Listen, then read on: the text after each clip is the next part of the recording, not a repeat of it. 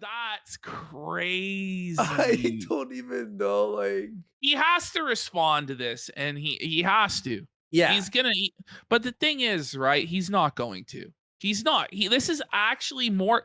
What's crazy though is he responded to the Lolicon shit and apologized to the wrong person, and then deleted the video. Yeah, and then deleted the video. He was willing to do that, as radioactive as that situation is. But then he's not willing to address this. So you got to realize how damaging he views this, right? This part's kind of fucking insane because he takes the picture here and like triangulates his like. Is he going to dox him? I don't know. I'm a little bit concerned about continuing to play this. I don't think we should, to be completely honest. All right. What? Wait. He met with Al Qaeda? Oh, what? Wait, Hold on. I gotta Google this. What do you mean? What do you mean that you met with Al Qaeda, Mutahar? Mutahar. Like, honestly, guys, Mutahar is rumblings of this. Oh no! And we were sort of like, "Is it a big? Is this crazy? Is it a big deal?" And I was like, "Hey, man, there's a video. It had like 5,000 views." I'm like, someone sent to me about Muta. I'm like, it's probably a nothing burger. And then I watched it and went, "Huh, Ash, you may want to watch this." And within like a day, it had 100,000 views. And then suddenly everybody was watching it. And then suddenly everybody was talking about it and regurgitating it. And it's over for Mutahar. For as much of a scam artist that he appears to be, faking his credentials, I have to give him credit in that he did come on this show. He did. And I believe the video that he is in on our clip channel is still the highest viewed video on our clip channel to date. I respect that. And I do respect him coming on because it's not easy to come on this show. There's a lot of, as you know, with the Joey Swoll situation, we've been canceled a lot of times. And there are people that will go after you for coming on our show. And so we appreciate that he had the balls to come on our show. Yes. But since he came on that show, Mutahar has been taking a lot of L's.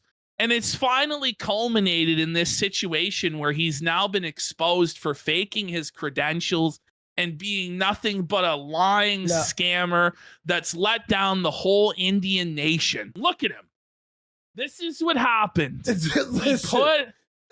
He put on the Sonichu medallion, folks. He thought that he was immune to the effects of it. He thought, that's only for people like Ricada or Ralph or Dick Masterson that get f***ed up by the Sonichu medallion. I can put it on. I'll be okay. Ash, you know what I said in my mind when I saw this picture? I said, okay, if something happens to Muta after this, I'll believe it's real. And it's real. And then all those rumblings have been coming out for a while. Oh, no. I haven't been keeping track of a lot of it. So this guy, by the way, you're thinking, oh, he's got like 1 million subs, 2,000 subs, and it went beyond viral. And now multiple channels have covered this video. I'm Nicandros. If you've been following Someordinarygamers or Mutahar's behavior the past year or so, you might. Okay, can we just have the hair? Yeah, buddy. It's so obvious that he messes up his hair on purpose. Wow. In order to look more relatable. But it's, listen, I think that's what's going on. Because otherwise, like, think about this, though. We should have been able to recognize just from this that he didn't have a job. Because what person has a job that has permanent bedhead going on 24/7, 365? Like, if you're going to work every day as an engineer in an office, or you're doing these Zoom meetings and coordinating a team like he claimed to, you're not going to have fucking bedhead while you're doing it, are you?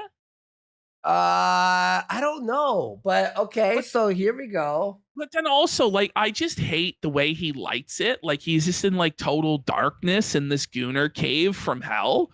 And then like he'll like intentionally scuff his mic and the sound quality also. You think so? Yes, he does that on purpose to try and appear more relatable and more organic. But it's like a performative style of being organic or chill or What down you're to saying earth. is he's Like- scamming the audience's eyes. 100%. That's what's going Okay. on. All right, here we go.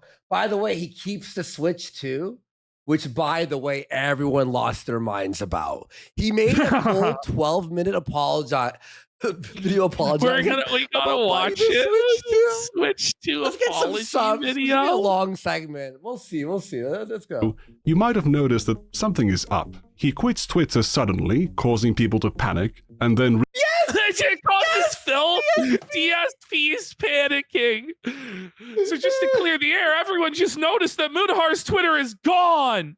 This one day after canceling on our collab, I have absolutely no idea what's going on. I DM'd him earlier today to wish him well and got no response. I'm as clueless as everyone else here. Well, Phil, you're always clueless, my friend. rejoins Twitter quietly months later. He says he won't buy a Nintendo Switch 2, and then instantly buys one when it comes out. There was even that time he disavowed his longtime Buddy, friend, what is Nakstaku. up with all of these grifters and the bags under their eyes? Like, Lack of is it- sleep, too much G fuel. Is it just like the guilt of just being such a shameless con artist scammer gets to them and they just toss and turn at night? Like it. Well, I'll be fair. I'll be good. Like he has Alcoholism. beyond insomnia.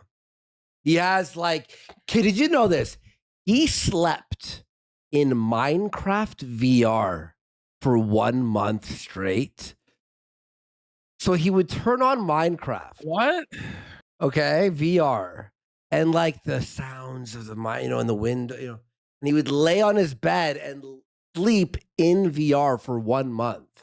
And he made a whole video about the. Did you know? But this whole thing is so performative, bro. Like the bed head, like look at the hair sticking up on the back of his head.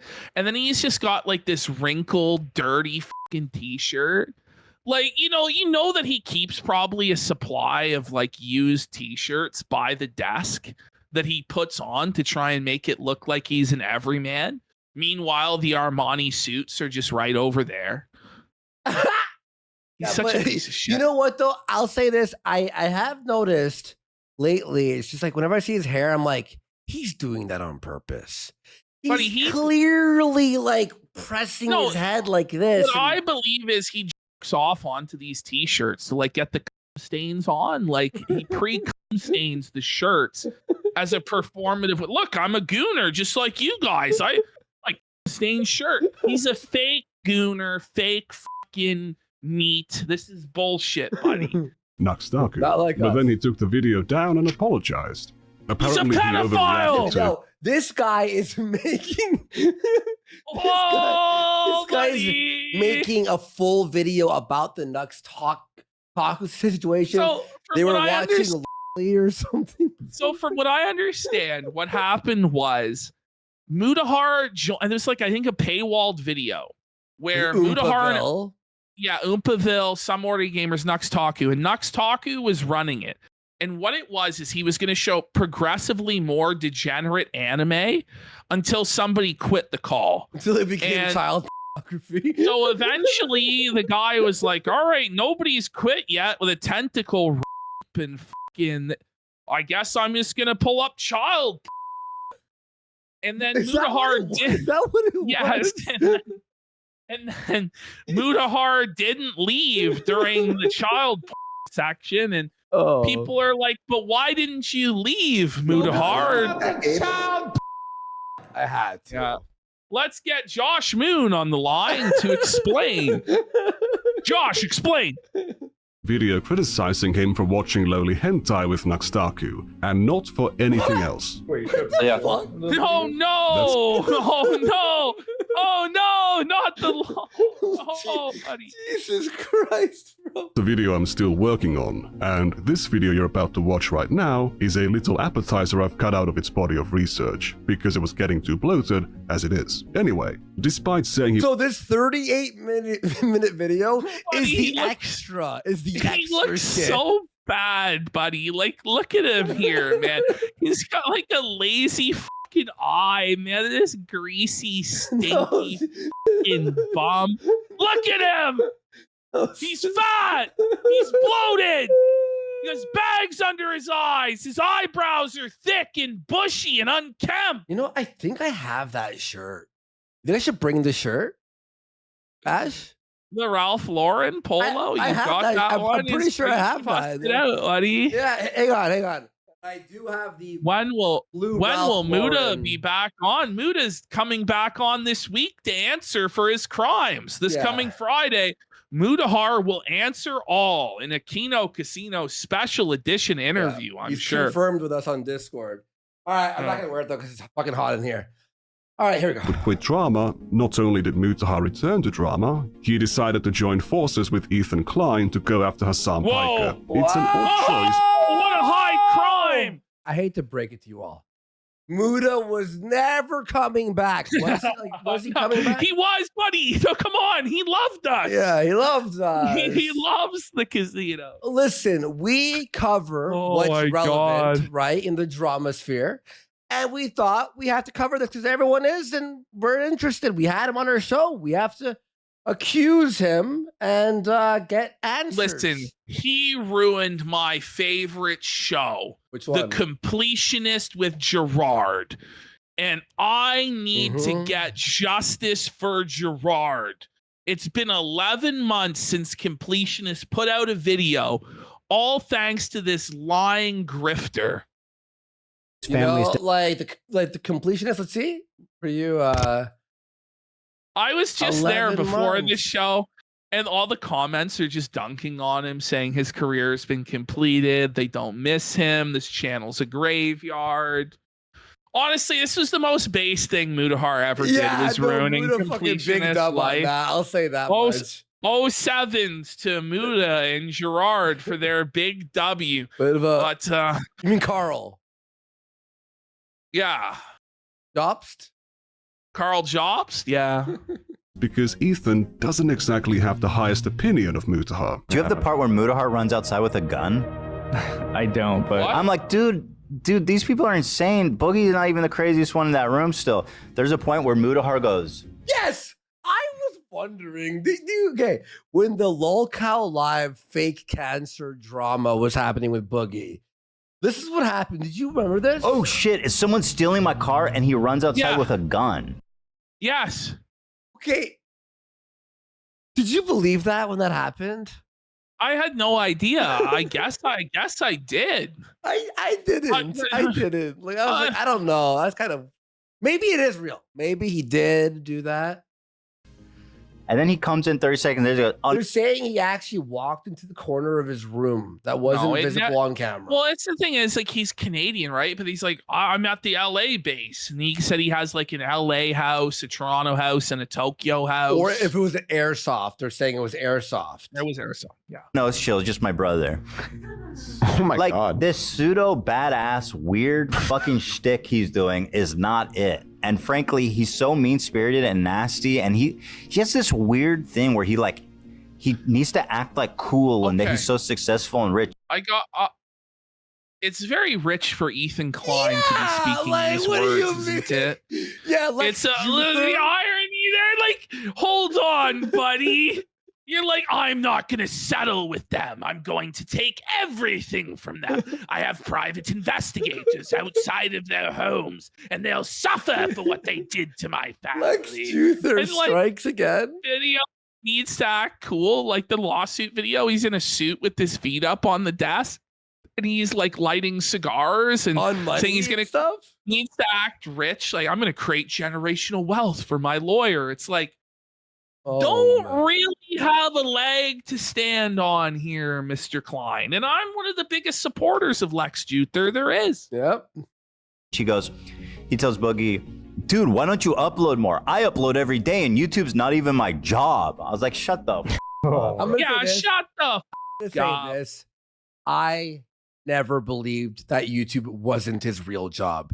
You're telling me, Ash, you've got like hours to play games all day, upload every day, and do a fucking 9 to 5? But he's like a high-powered, 6-figure a year executive engineer somewhere that manages teams.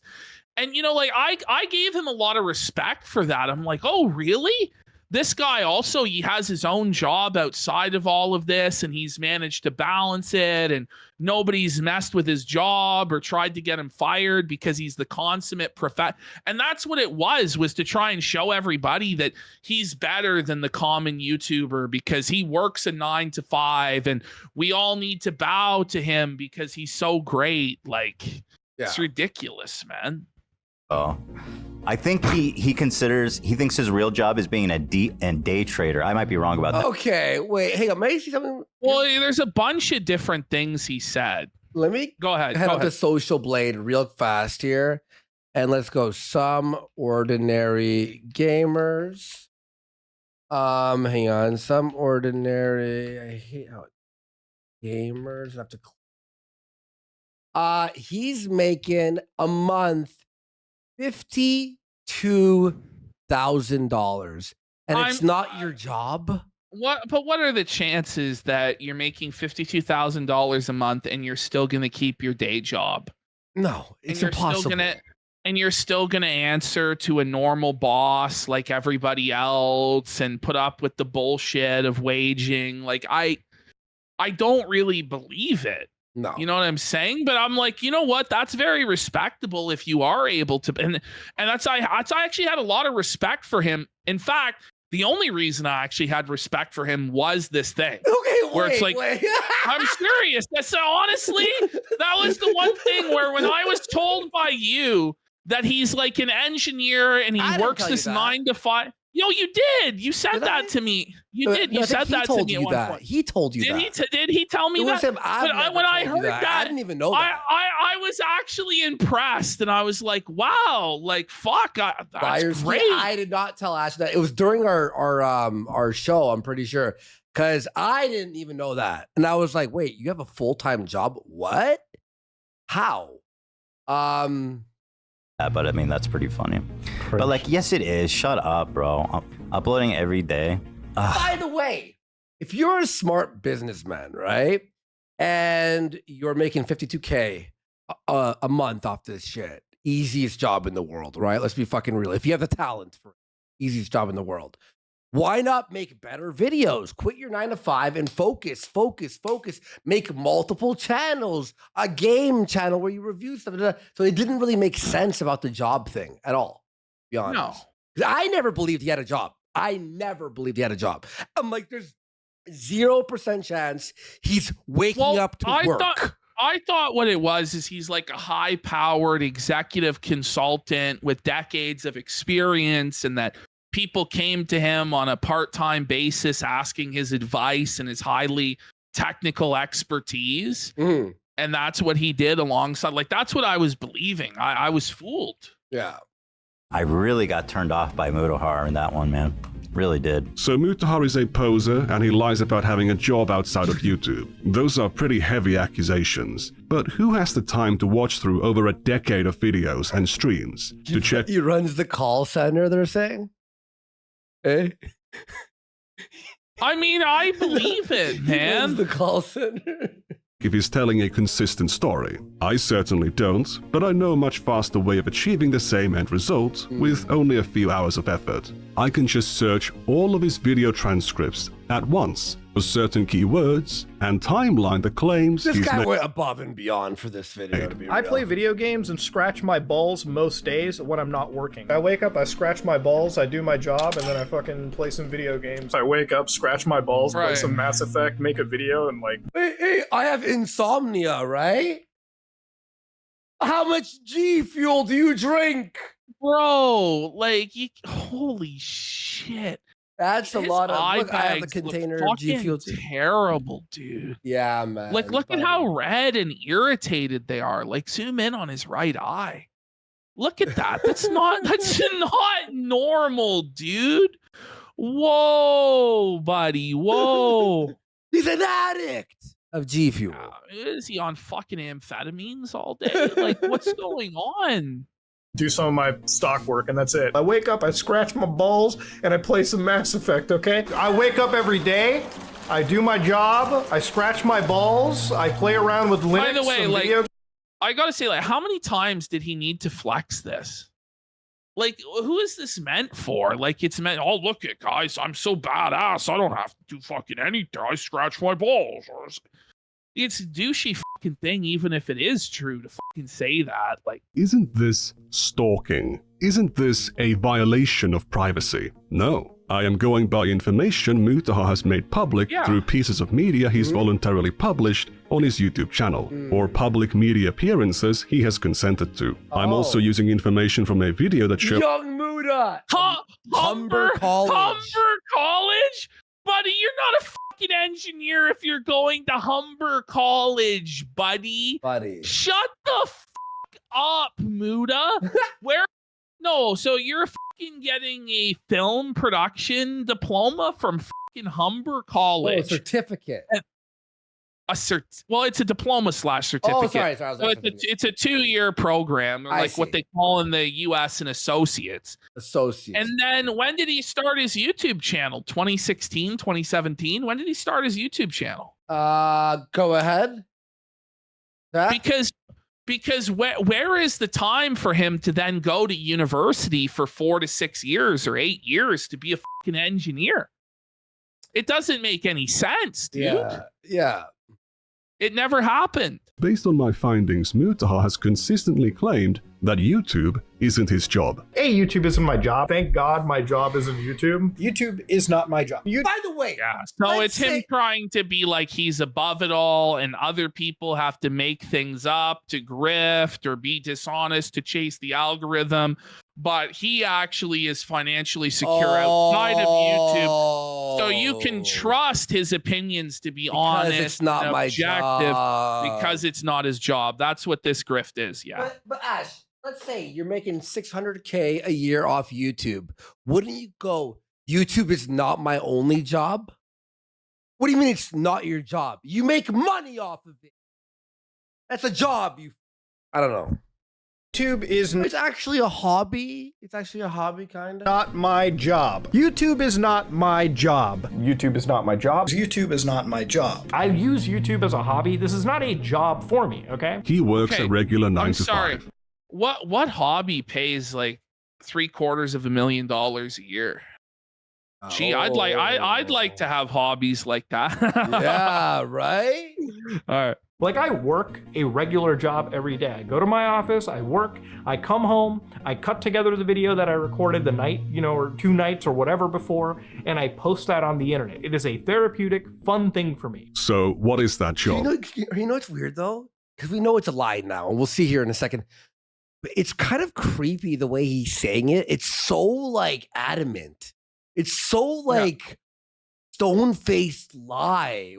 Years. If you ask Mutahar's fans, they think he's a cybersecurity expert, an IT professional, a video editor. Ethan said, day trader. There seems to be an awful lot of uncertainty about this definitely real job that Mutahar has. Mutahar's also insisted throughout his career that he is an engineer. I'm an engineer. I'm a fucking engineer. I'm a goddamn engineer. I'm an engineer. I'm a fucking engineer. I'm an engineer. I'm only an engineer. Okay, I'm an engineer. So I'm an engineer. I'm just an engineer. This is I'm just a fucking wild. engineer. When you see what happens after, this makes this part A lot crazy. of time. Yeah. I'm a goddamn engineer. I'm a fucking engineer. I'm an engineer. I'm an engineer. As an engineer, being an engineer, I don't have to tell you as an engineer. I'm just a dumb engineer as an engineer. My engineer asked, but as an engineer, so I'm just a fucking dumb fucking engineer. Like I can tell her, like I'm an engineer. I'm an engineer. As an engineer, I'm an engineer. As somebody that is an engineer, as an engineer. I'm saying I'm the number one engineer as an engineer. As an engineer. All right, as an engineer, I'm just an engineer. Speaking as somebody that is an engineer, I'm an engineer. I'm an engineer. But there's multiple types of engineers, so what kind of engineer is he? I'm a fucking computer engineer. I'm a computer engineer. Dude, I'm a fucking computer engineer. I'm a YouTuber. Why are you asking me? And I'm just like a computer engineer by default. Okay, can I ask you about this clip? Is this what you were talking about, the audio of this? I'm a YouTuber. Why are you asking me? And I'm just like a computer engineer. What the hell is he? No, he does stuff like that to intentionally fuck up the mic. But it's, you see this. I saw this in a Lindsay Ellis video presentation, is how I first learned of this sort of thing, where it's about yes, Lindsay Ellis made a video essay about this woman that bakes cookies and how they fake her like having banter with the crew, and they fake like technical issues to make it seem like it's organic. but it's clearly all pre-planned to give you the sense that this is an organic amateur YouTuber, when in fact it's a polished corporate production. Wow. Okay. I'm a fucking computer engineer. You want? Whoa! You hear that? Look.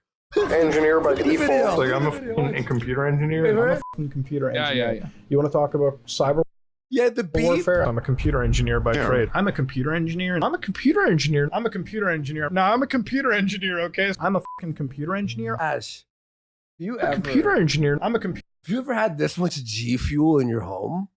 I don't know. I guess he's sponsored by them. I think I've never used G Fuel, so I like G Fuel. It's pretty good. Computer engineer. No, I'm a computer engineer. Okay, I'm a fucking computer engineer. I'm a computer engineer. In the United States, people throw around the word engineer like candy, but in Canada, it's a bit more protected, especially in Ontario where Mutahar lives. Now, I do want to give the disclaimer that I'm not a lawyer or a Canadian. Okay, I'm this just a is guy kinda who looks nuts. stuff up online, and based on what I've read, it's actually illegal to call yourself an engineer. Okay, so oh no, buddy. listen. It is true. You can't use these titles in Canada unless you actually have the qualification for it. It's Listen. fraud. I know. Okay, I don't. I think it's kind of excessive. This guy. Is Arrest him! He's like- Arrest This him! is so like we need Mutahar in jail because he's got engineer valor. Like If you are not a licensed engineer. The Ontario Engineering Regulatory Body, Professional Engineers Ontario, claims to take offense to even titles like software engineer being used instead of software developer, but they do make an exception for terms like train engineer, broadcast engineer, or sound engineer, which are not professional engineers in the same way that a computer engineer or a civil engineer would be. Calling yourself a computer engineer to a public audience is like saying that you're a civil engineer or a mechanical engineer. You might as well call yourself a doctor or a therapist. For Mutahar to be a licensed computer engineer, for him to be able to legally call himself a computer engineer or an engineer in general, he would need a Chad's being so funny today. You can't read half of them. Unfortunately, we can't actually read the chat saying, but rest assured what they're saying is based and it's felting Muta a lot. 4-year degree, 4 years of training, and to pass the National Professional Practice Exam. If he had just a degree, then he could only call himself a computer engineer graduate. This is where things become a little bit difficult, because Mutahar is apparently not just a computer engineer. I'm a video engineer now. I think I know how to shit fucking. He's a video engineer at the same time. Well, hold on. Wait a minute, Muta. Muta. Which is it? What the fuck is he talking about? Works. Speaking out of an engineer, like if I wasn't a computer science engineer, I wouldn't even speak about He's a computer science computer engineer? science. Do you have a degree in computer science, or no, you don't? I'm gonna tell you what this is. It feels like he had like he's a hobbyist. He just did like a hobby. He just learned a little code in the background and then I don't just know. called himself a fucking engineer. It's just like me saying I'm a cheeseburger engineer. Like, off. Like, yeah, man. being an idiot. But as an engineer, I'm a stuttering engineer. I'm a cocaine engineer. I'm a coke. Everybody's a fucking engineer. I'm going to call him a fucking idiot because he does do idiotic statements. This is why, as a cybersecurity engineer, A computer engineer is very much a real thing, but a video engineer or okay, so he's a computer engineer, a cybersecurity engineer, and a video engineer? He was in school for 18 years. Come on. How did he think More no one like would a scam engineer. a broadcast engineer isn't a real professional engineer. While Donut engineer. The broadcast engineer. computer science graduates often work in software development, sometimes called software engineering, computer science isn't an engineering discipline. So computer science engineer doesn't really make sense. Cybersecurity engineer. That's illegal. That's illegal in Ontario, bitch. Muta's gonna sue us. I don't know what we're gonna do, boys. No, he's not. Well, I mean, like, Well, he'd have to find out in court if he really was a fucking engineer, so he's probably not. Is he an engineer or not, bro? Can he just produce his fucking doctorate in engineering and just felt us all? All he has to do to win is just post his degree, like a photo of his degree, and then he wins, right? Yeah. Is once again using the word engineer as just a job title. Look, I'll say this about this part. I think it's funny to point and laugh and go, you're a fraud, blah, blah, blah. But don't go ratting on the police like, I have information about this lying Indian. Well, hold on. Did him and Carl like contact the police about the fucking situation with completionist? I don't think they did. Did they? Okay. I thought they threatened to go to the police about it or the authorities about it. Like, I don't think they did. Someone in chat saying they did. Oh, I don't know. And then everyone else, you can't read their comments. Holy shit. Mutahar clearly wants the prestige of being perceived as an engineer, given that he's been calling himself an engineer for the past 10 years. And he uses this title to make himself more authoritative. But I'm an engineer. I know how this stuff is going, so I'm not even speaking out of pocket right here, okay? Oh, that's see, bad. That's the problem. That is my problem, where you can't say that if you're not really an engineer. Well, and then also using it as like an authority of whatever you're talking about the Xbox made Fox News mad, but you're an engineer, so you understood why they're wrong. It's like, you can't say that. Look at that paw. Look at. Did you see his eye there? It was crazy. I'll Bring find it back. Hang on. Oh wait. The last blink. There. Oh, no! Zoom in even more into that lazy eye. Oh no! Okay. This is... Review text getting hungry. If you want to disagree with me, feel free, but you're actually wrong. As somebody who is a computer, favorite type of eye, the lazy one. It's an easy prey for review tech.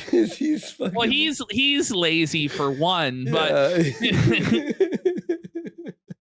it's unable to defend itself due to its lazy nature. We got Elon Musk. Oh, this was actually, look, Elon Musk is a very insecure and terrible gamer. He made a video calling out Elon Musk for, hiring someone to play games, right? And being a fraud. Engineer, disagree with me? Feel free, but you're actually wrong. As somebody who is a computer, engineer. How could you make a video on Elon Musk being a fraud? And then you yourself in that video are lying and being a fraud? Allegedly, according to this video. Somebody who understands computer code, for instance, hearing Elon talk about computers and anything code related is actually mind-bogglingly stupid. It's not clear what kind of an engineer he is. So, what education does he have? Like, it's a really good explanation of why, I picked engineering as, the road to go down when I was studying. I'm like... So, he would have an engineering degry. I went to university for computer sciences, and that's it. Education background, asking because a lot of CS knowledge. I did computer engineering when I fucking went to college. That's what I did. Okay. LA Noir nose grab right there. Did you see that? Yeah. Whoa. Okay, I'm doubting him. Yeah. At least a computer science degree. I thought when I got into university for a while, and I dropped out a semester in because I was like, okay. Wait, no. Oh, you dropped out a semester in? So you have no degree then. This is fraud then. Dropped out after a semester. I'm a dropout myself. I've never finished university.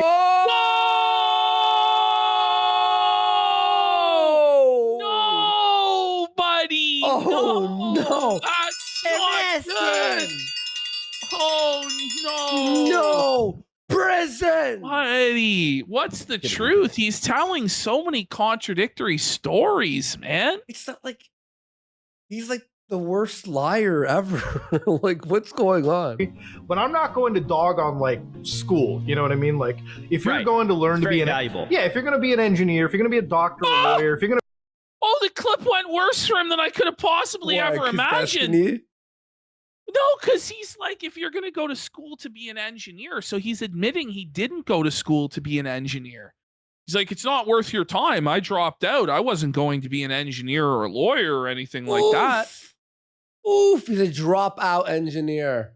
To be in the STEM field, you need to go to university, okay? You need to go to university to be an engineer, but Mutahar is a dropout. He has no degree. Were you a computer science You major? know, Yeah, that's what I went to for college. The E in STEM is engineering, brother. Oh, So, you know, you didn't go for STEM, so you didn't go to be an engineer, so you're not an engineer. But then you say that you are an engineer. That's brutal. wow. For a little bit, dropped out of it, you know? I feel like there's a weird misconception. People think I'm like some fucking crazy degree holder. It's like, no. No, I would have been way more in fucking university debt if I went down that fucking route.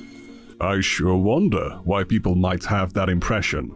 Is it bad? He should have went to school for lying Can you to learn how to imagine? do it better. You had to take a shot every time the word engineer was said in this. You'd be fucking dead. You couldn't. You'd actually be dead. you'd There's be- no hope. You would maybe they shot a beer, a sip of Yeah, beer. you sip a beer, you'd probably be done the whole 2-4 by the end of the video.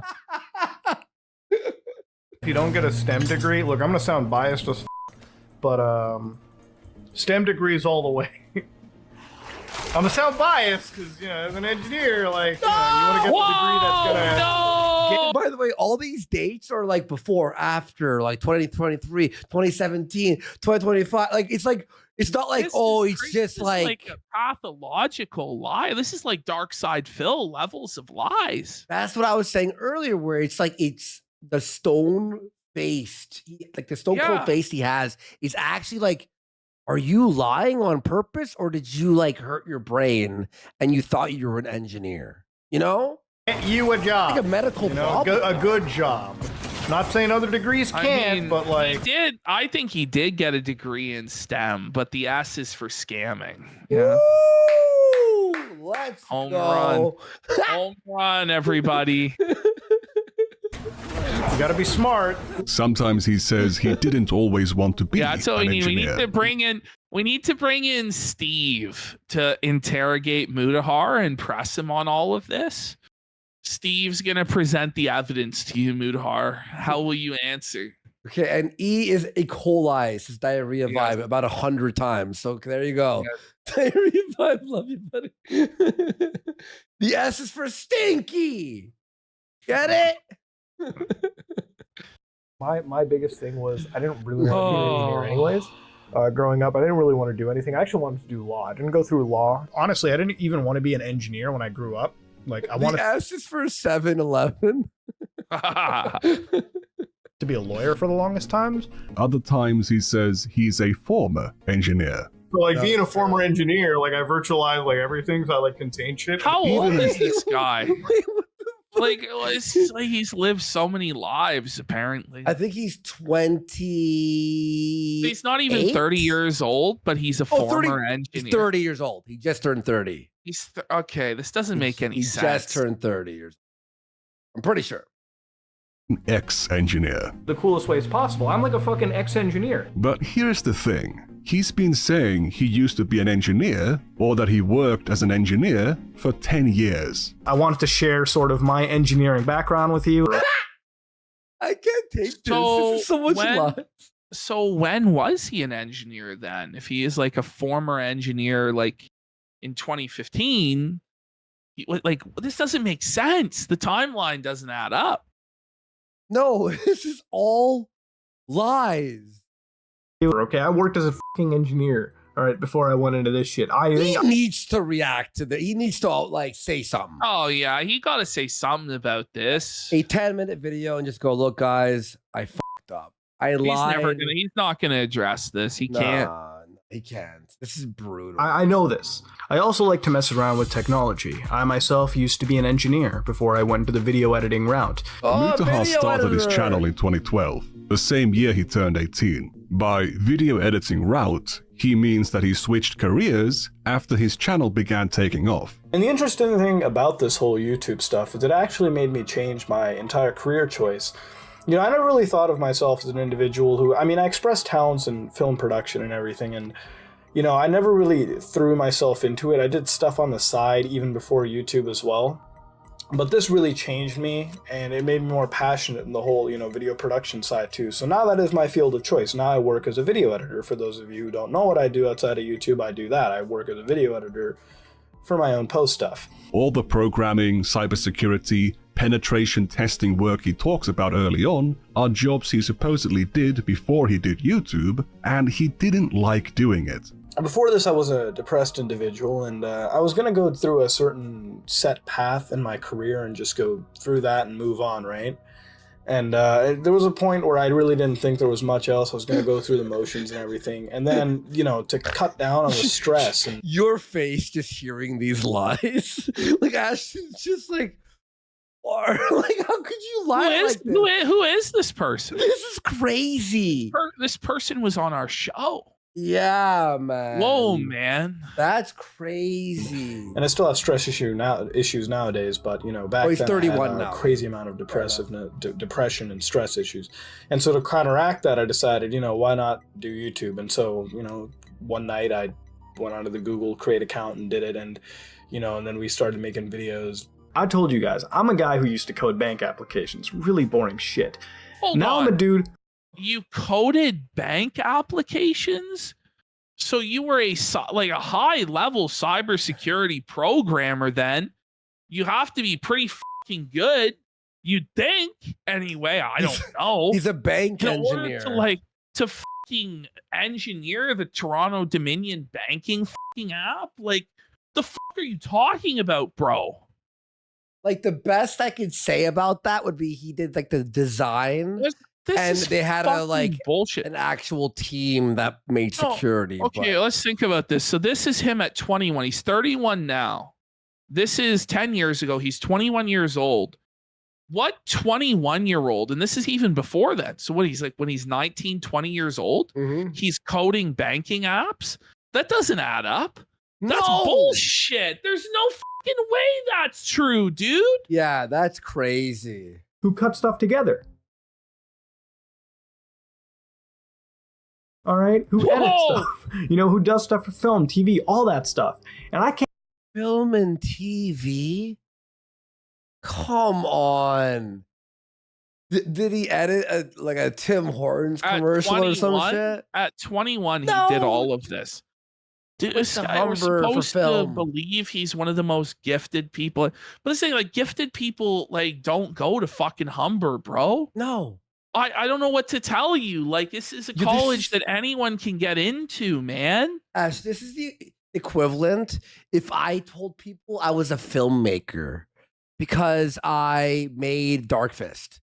I technically legally am. No, it's more true than what he's saying. Fair, actually. Dark Fist is actually a pretty impressive independent production. Like, thanks. I appreciate fucking on no money in 2012. Like, off. All right, fair enough. Thank you. I appreciate that.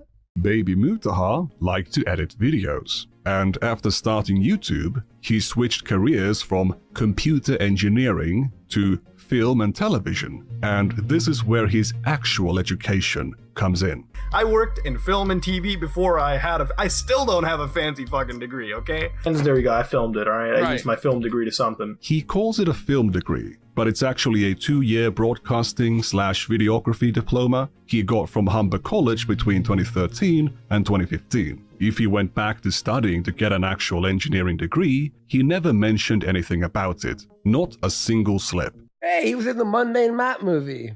Yeah. Mutahar was never a real engineer, but he's been calling himself one for a decade because of tech jobs he supposedly had before 2013 or 2012. Oh, well, how? But how, though? Like, how did he have those? He must be a lot older than 31, or it doesn't make any sense. No, it's impossible. Nobody's he's 18 in 2012, so nobody is hiring 18-year-olds in unless he's like the most skilled programmer like that we've ever fucking seen. Internship. That's the only way. Yeah, it could be internship. Like, yeah, he was the office gopher bringing guys coffee. Like, come on. Yeah. Because I never tell people like what I do. Like I never tell people anything, right? Like I don't even tell people I'm not an engineer. I haven't been one. Whoa, dandruff! No, but Look. he has dandruff. I'm actually just shocked at how devastating this is. He's saying, I'm an engineer, I'm an engineer, I'm an engineer, like probably 100 times. And then here he is saying he's never been an engineer.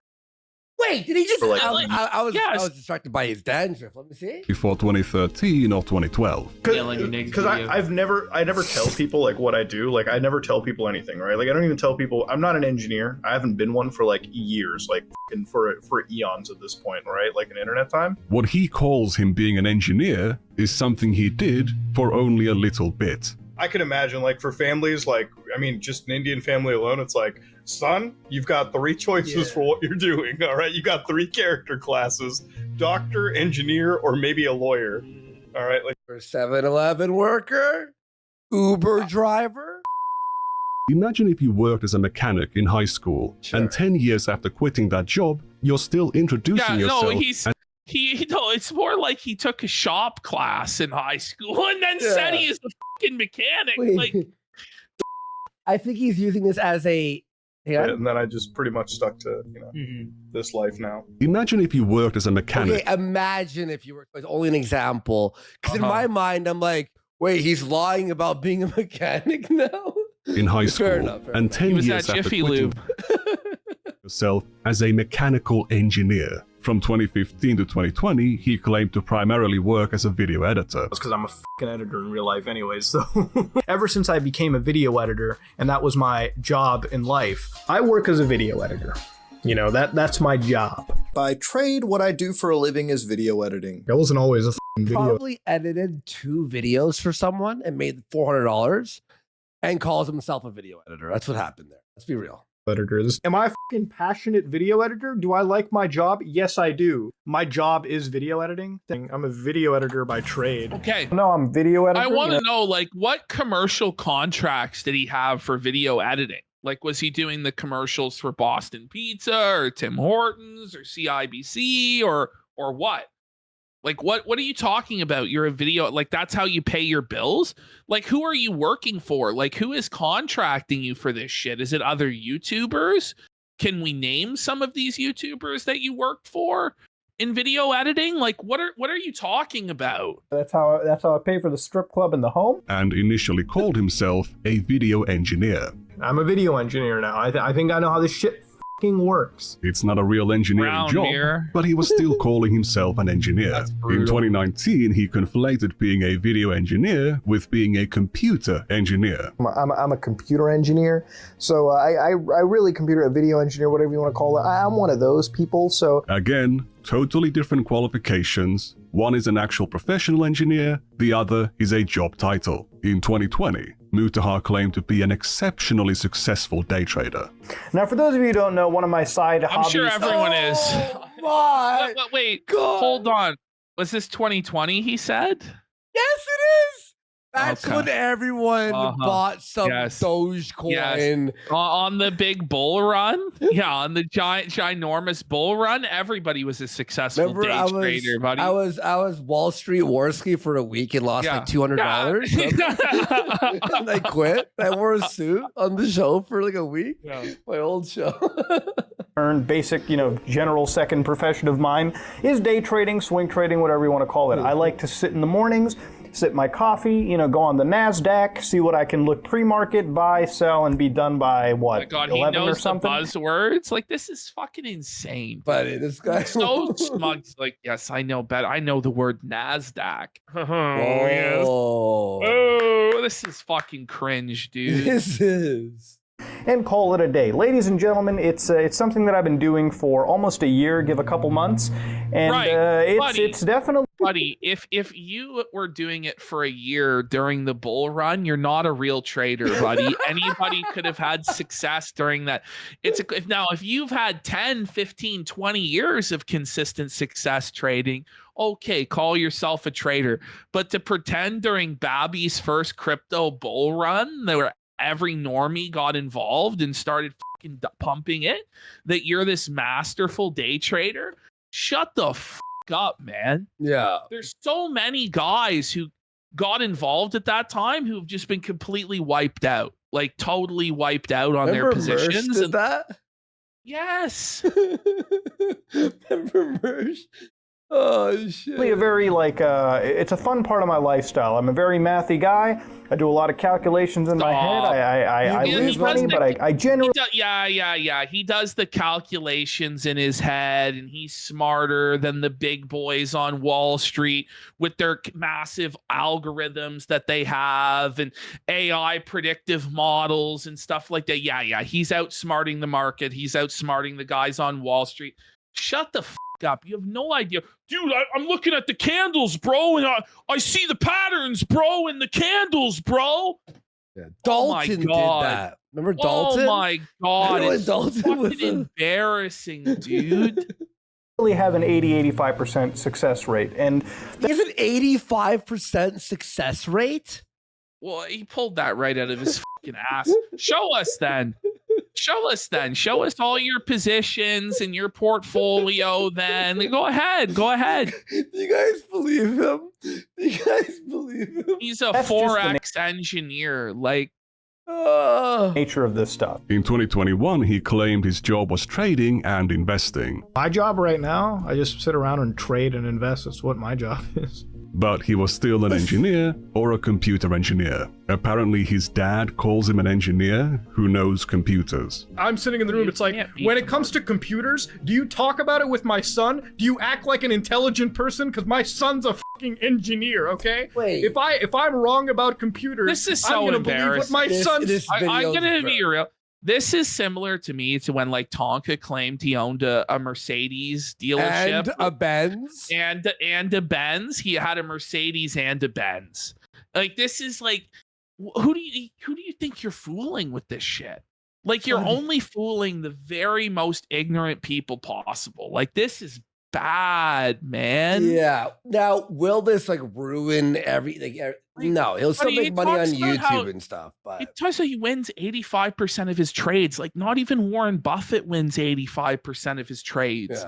Yeah. He would have to be an insider trader with insider info. Like a Nancy Pelosi level of insider knowledge to be making returns at that level.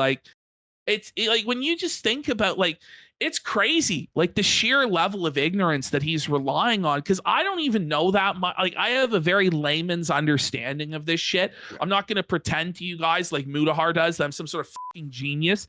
If you have even that layman's understanding, you know how fucking ridiculous what he's saying is. Oh, Nicandros is here. What's up? This is the guy who made the video. Nicandros. This video's crazy, dude. What the fuck?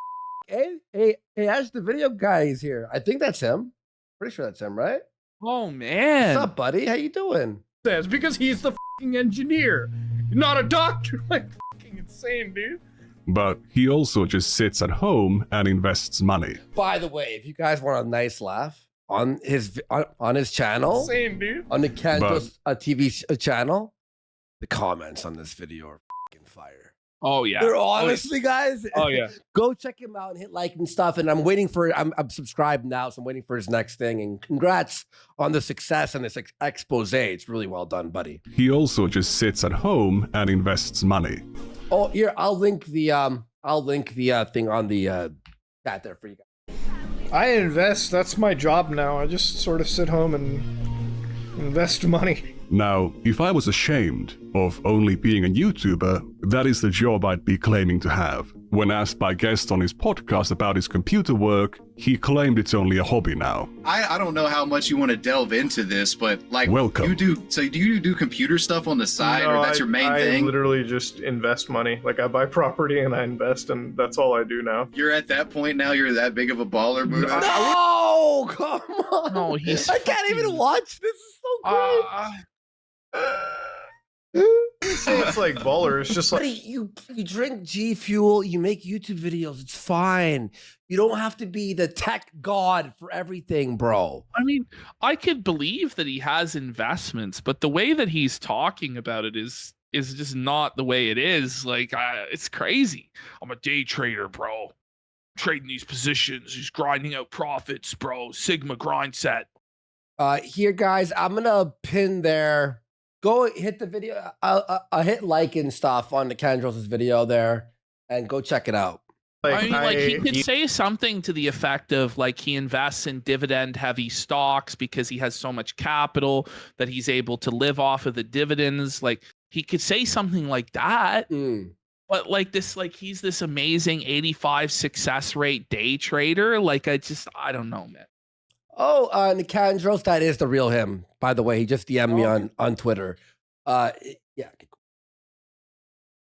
Do you do programming? I don't know why that took me 3 different ways to ask that. I do it it's more of a hobbyist thing now for me personally. I'm trying to like work around with consoles at this point, like reverse engineer shit that I have. Oh, gotcha. Okay. So that's what I'm into now. It's just like it all has become like a hobbyist thing for me at this point. Like just like for me, I look at it, it's like woodworking and shit. Like those woodworking channels. I'm like, this is just like me sitting down for 2 hours, like killing time and like working on a long form project, but not something that I would ever care to ever be bothering doing again, even as a career path. It's just too stressful. It's like, which what was he saying? What was he saying there?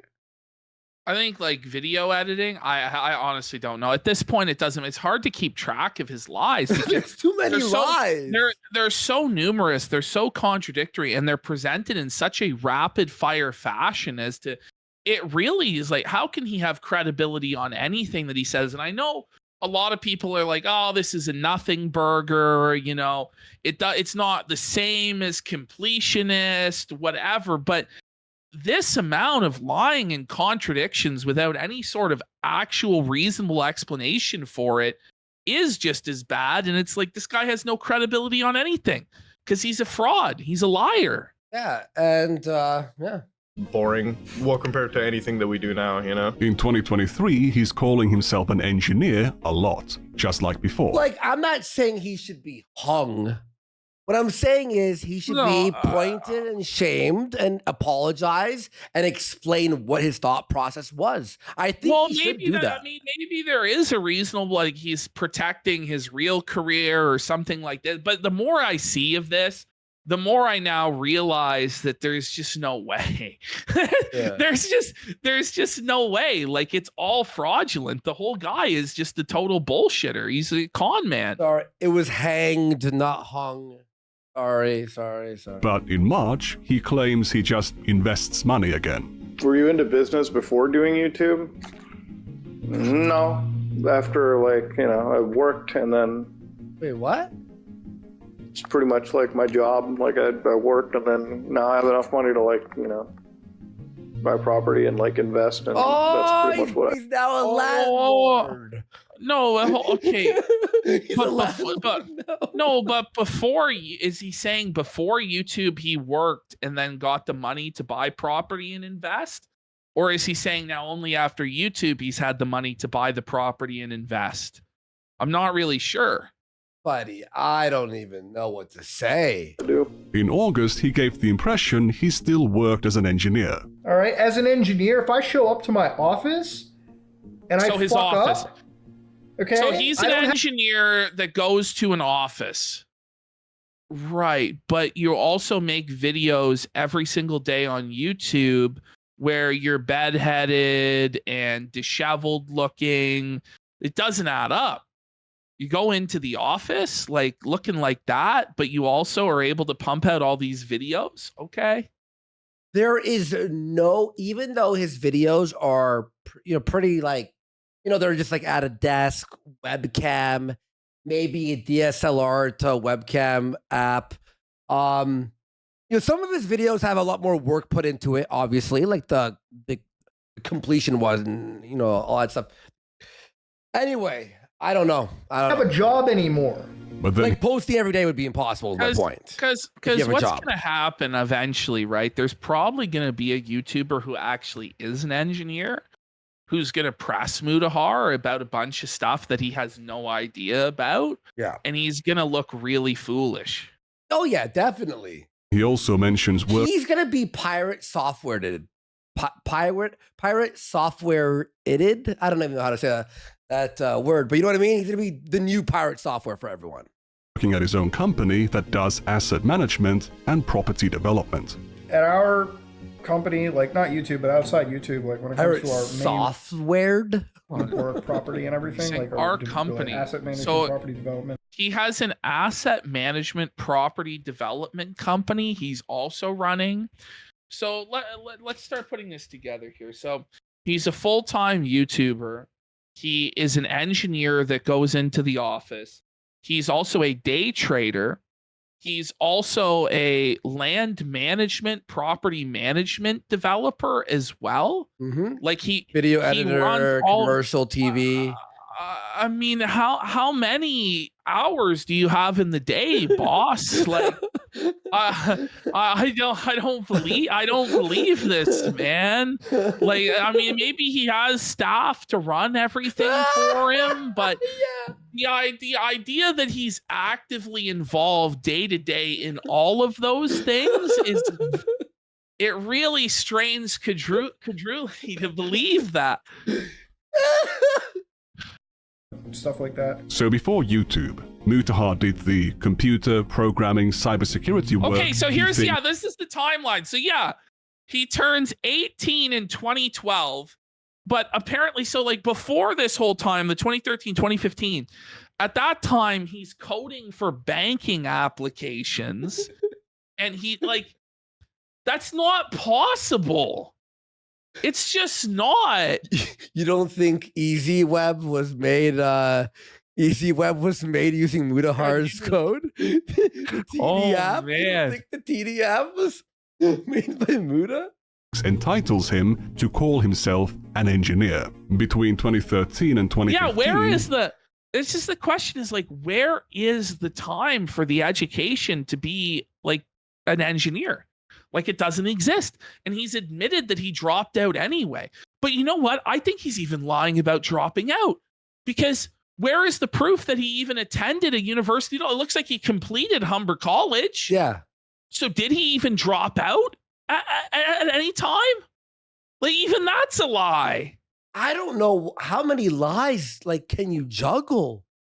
He's studying his videography diploma. From 2015 to 2020, he's a video editor, and from 2021 onwards, he's a day trader, investor, and eventually the CEO of his own company that does asset management and property development. He does asset management. He does asset management.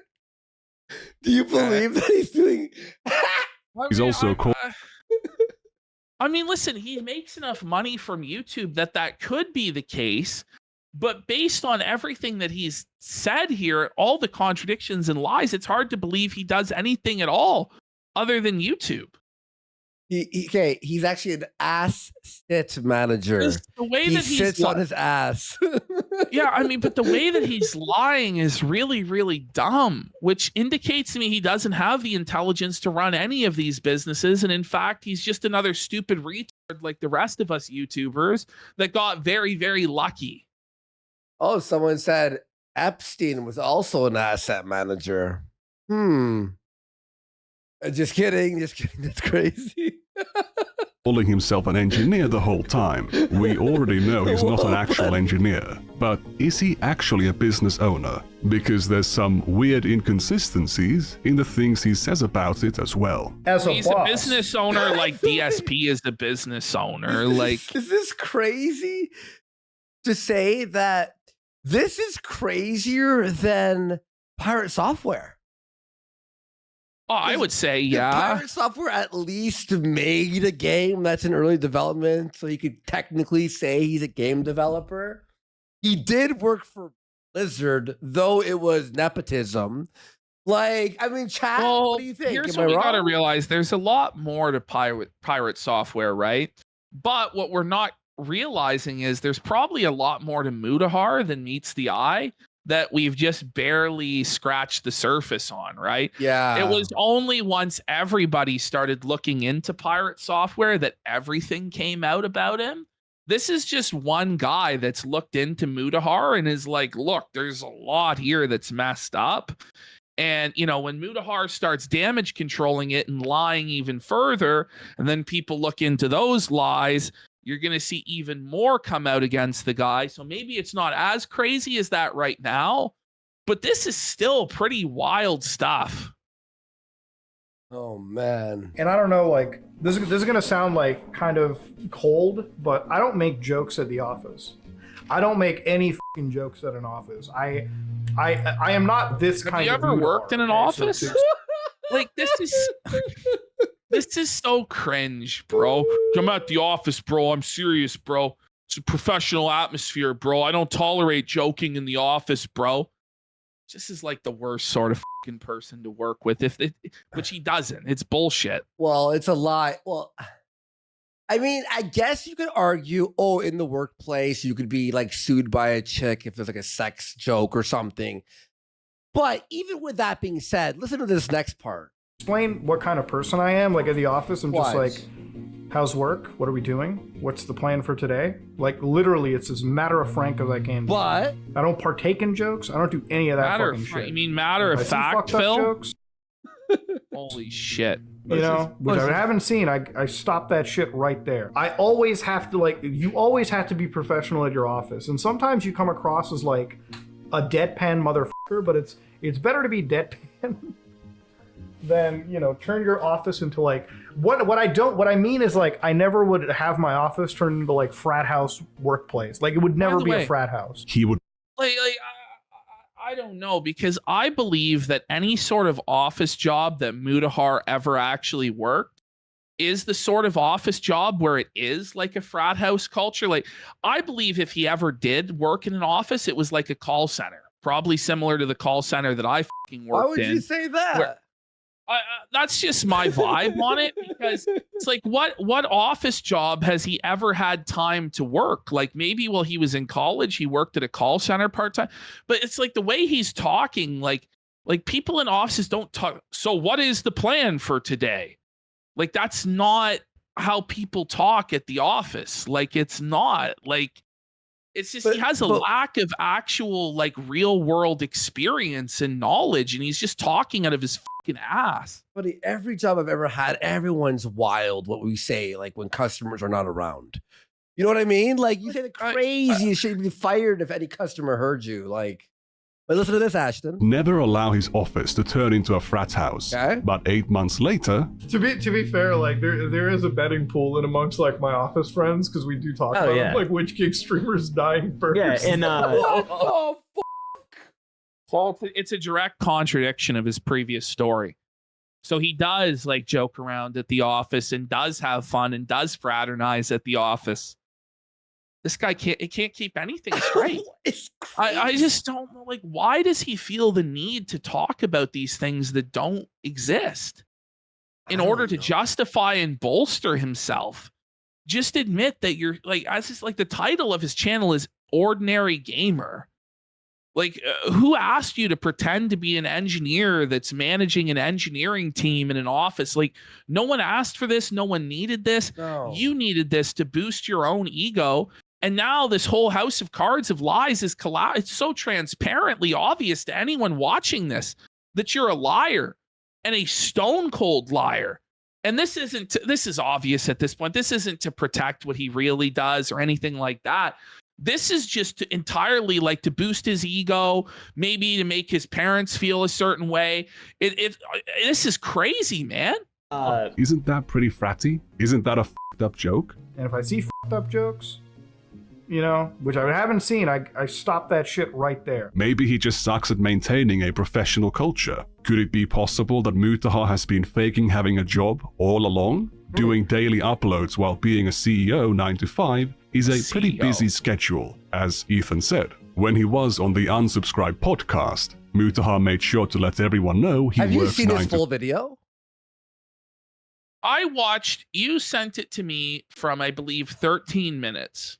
Okay. And I watched from, I think, about 13 minutes to 18 minutes is what I Okay. watched. Now, right here where my mouse is the craziest part of the whole video.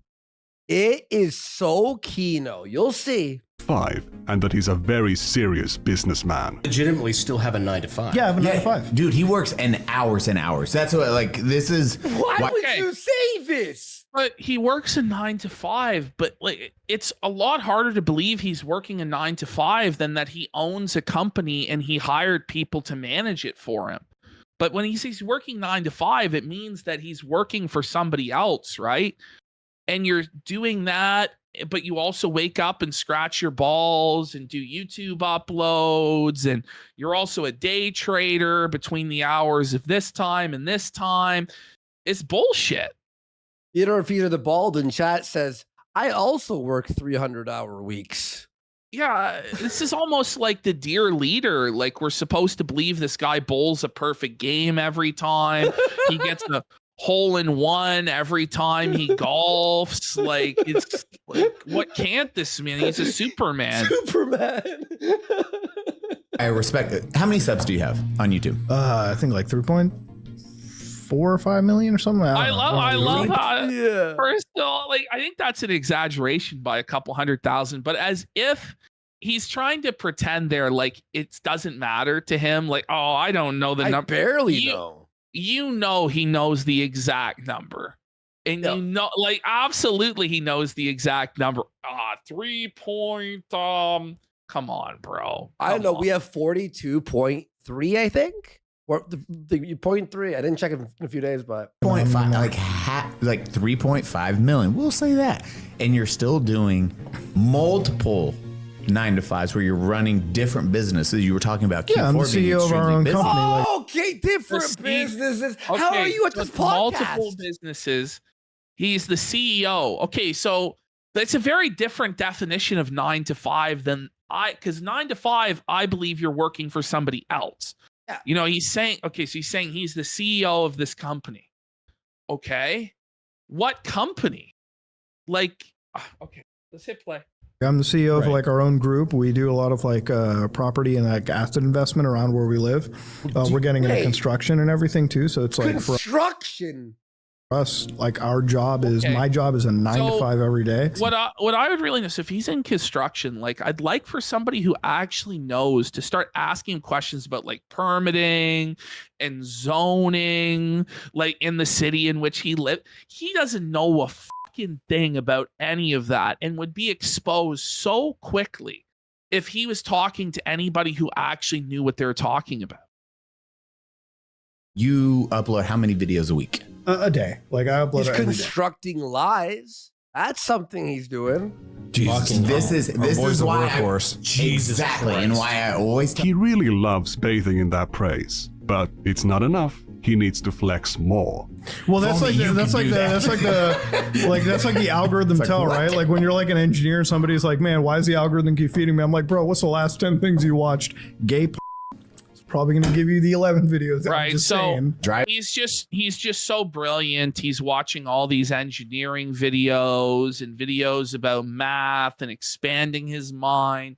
And the rest of us dumb plebeians are just watching gay porn, right? Yeah. This is like basically what he just said. This is like this mythos of the Superman Sigma grinds. It's like, bro, we all have the same 24 hours in a day. I'm just different in how I use my time, bro. I can work 4 different 9 to 5s at once, bro. Now, sure, that adds up to more 8 hours than there are in the fucking day. But that's just because you're poor, bro. You need to pull yourself up by the bootstraps, bro, and grind harder, bro. I'm going to tell you what's on his homepage. You ready? Game news, trailers for games. That's it. I actually really hate this sort of fucking, like, I really do. Because, you know, there are motherfuckers who actually are like the grind set motherfucker. Like, they actually do live it. Like, I've met these salespeople. They do fucking exist. And they're like driven towards their goals. Mutahar is not that guy. And I can just tell by listening to him talk, he's not that guy. And he's just not like this 150 IQ fucking genius mathematician that beats the market. Like, it's all bullshit. It's all cope. But here's the thing, Ash and chat. It wouldn't be a problem if he was just a YouTube guy making videos daily. It's like pretty respectable. Oh, you make over $500,000 a year just doing videos? Like, why do you have to something that you're not? What? It's because YouTube. People frown upon the YouTube career, and it's like, you don't need to be the fucking that guy. There, we were talking about cybersecurity because that's what you went to school for. You're like, homeboy's very smart. You do actually business, and then YouTube is I'm sorry. This is actually fucking painful to listen to, man. Oh man! Buddy. And he just takes. He's like, oh yes, I'm a cybersecurity expert. Well, the thing is too, like, school's really fucking tough, especially in this field, and it's like people work years to get into those fields, and now it's just you can just say it over and over and over and be the authority of it on YouTube, right? Because in my mind, this guy was like making Linux PCs with like software to like explore like and do crazy and hacking, and no, it's just he bought a Linux PC and now he's an engineer. Always like the secondary. He built PCs that were small, like crazy shit. Side gig. Then he brags about his charitable donations, and we see behind the curtain how uninformed Mutahar actually is. Like for me, it's like the receipts. If I could tabulate them up every year, you know, like like during COVID, I probably gave away $200,000 of charity, and it was like out of my personal accounts. I don't write. I just love this, right? Where, you know, you go after completionist for the charity, using it to whitewash himself or whatever. But, you know, I don't like people that brag about the charity that they do.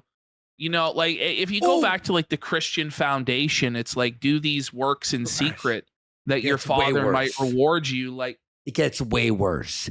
It gets way worse. This part had me in shock. Watch. Any of this off for taxes because I don't believe in writing off charity for. Whoa. And it was like out of my personal accounts. I don't write any of this off for taxes because I don't believe in writing off charity for taxes. Hold on. What are you talking about? Buddy, what are you talking about? Your accountant is going to write it off, bro.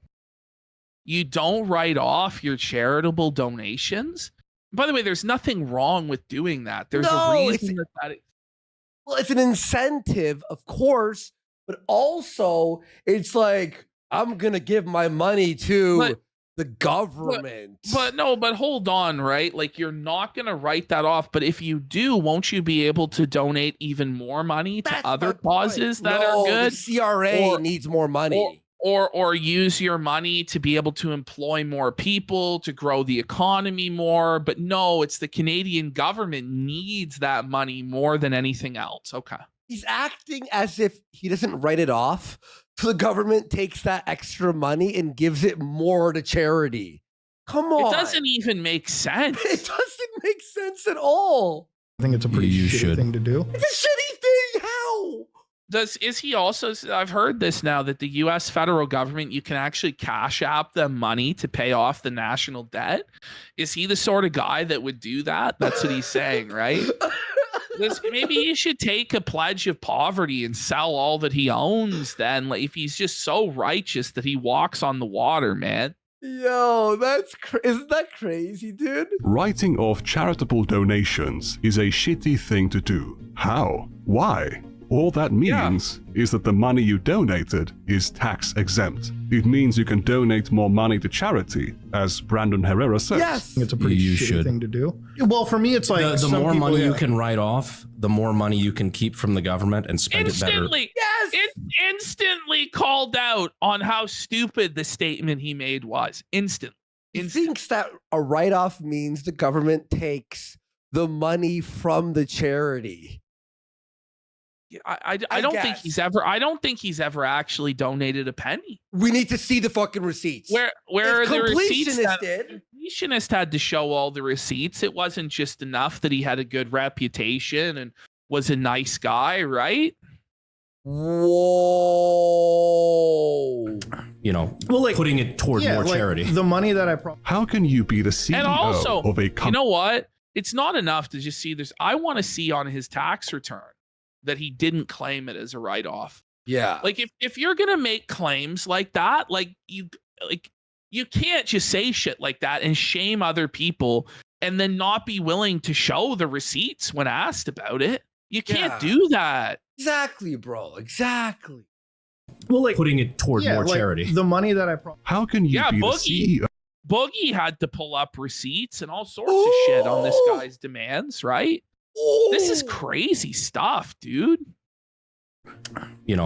putting it toward more charity. The money that I How can you be the CEO of a company, a serious businessman who knows his shit, but you don't understand basic accounting? You want to talk about social battery? Like 7 is when I get up. I got to be in meetings every fucking day. What do you mean? What do you fucking mean? What meetings every day? The liar meeting? What the fuck is he talking about? My work day doesn't end until like 4 p.m. That's when I get like a chance to open up the Premiere Pro project file for the video, and I get to work on that, and then I get to upload that a day later. Like, he works till 4 p.m. every day and cannot take a day off. However, he seemed pretty happy to take a day off to watch a video game commercial from 1 p.m. to 3 p.m. Whoa! I mean, in all honesty, what day? Let me see. It was March the 13th. Okay, let me see year. what day that is. Like what number? March? Come on. This guy is a fucking neat, on a bro. Thursday? On a Thursday? But aren't you up at 7 a.m. until 4? All these companies, multiple 9-to-5s. His day trading just went down. He didn't check on his investments during this time, during peak trading hours. That's strange. Oh my god. On a Thursday. I love to read comment sections. This video's so fucking good. Like, this guy did his fucking research, huh? In videos. That is probably the best part of doing YouTube content creation, is reading the comment sections of what a video has. How do you have time to read comments? How do you have that time? Where you have the luxury of that? Okay. This guy has a wife. He's a CEO. He works 9 to 5. Hold and on.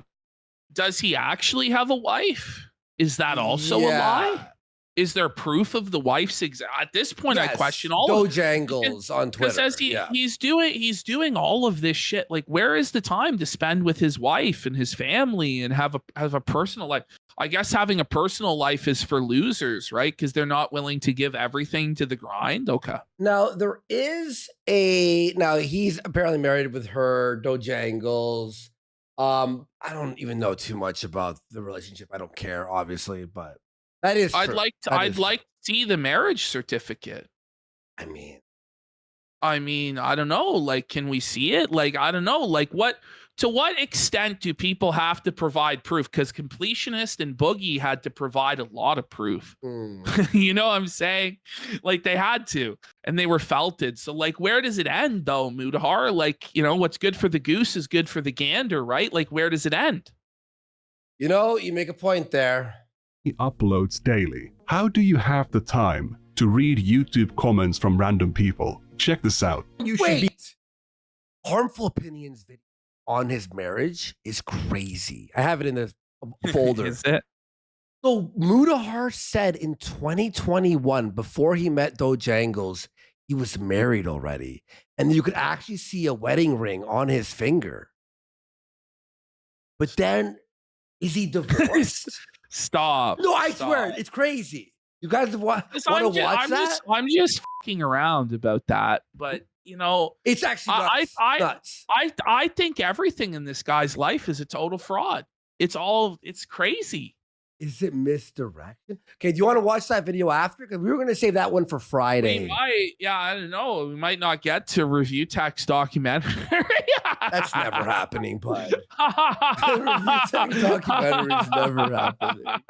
Be an upstanding, good citizen, okay? I wake up. Wait, check this out. You should be an upstanding, good citizen. Beep. Another beep. What the fucking? But what sort of grind set dude doesn't change the batteries in their smoke alarm?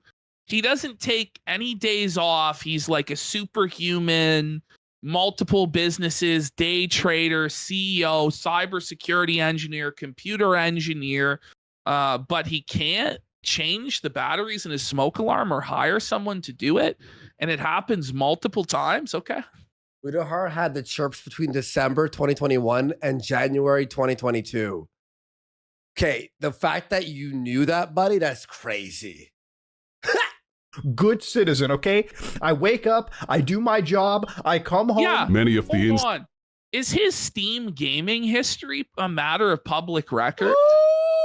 I would like to see the amount of hours that he's spent playing games on Steam and his activity logs and compare that to his supposed grinder lifestyle. Okay. Release the Steam logs. Release the Steam logs, Mutahar. Instances where Mutahar says YouTube isn't his job are from videos where he rants about how unstable YouTube is as a job because of their never-ending policy changes. These things supposedly don't impact him. He does YouTube to relax, but he's always obviously upset in these videos. He consistently paints himself as a hard worker. It sounds like you worked really hard in high school. We're talking about taking. Bro, we have to watch this video one day. Okay. So if he's that brilliant and he worked that hard in high school, why is he going to Humber College? It doesn't make sense. Buddy. You know, because I can believe that you were brilliant, but you were lazy as f. Or I can believe that you weren't so brilliant, but you worked really hard.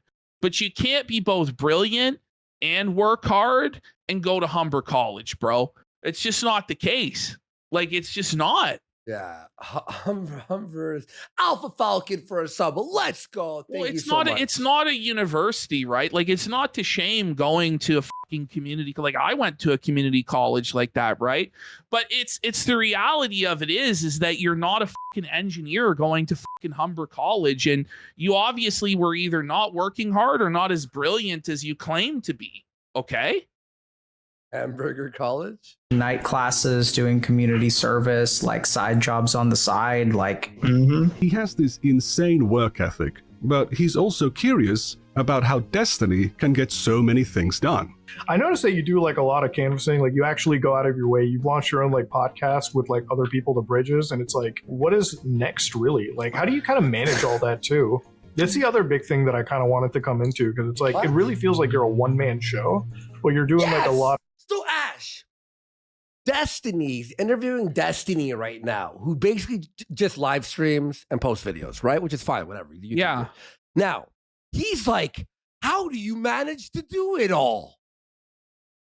Wait, but you do YouTube and you stream and you're a business owner and you're a day trader.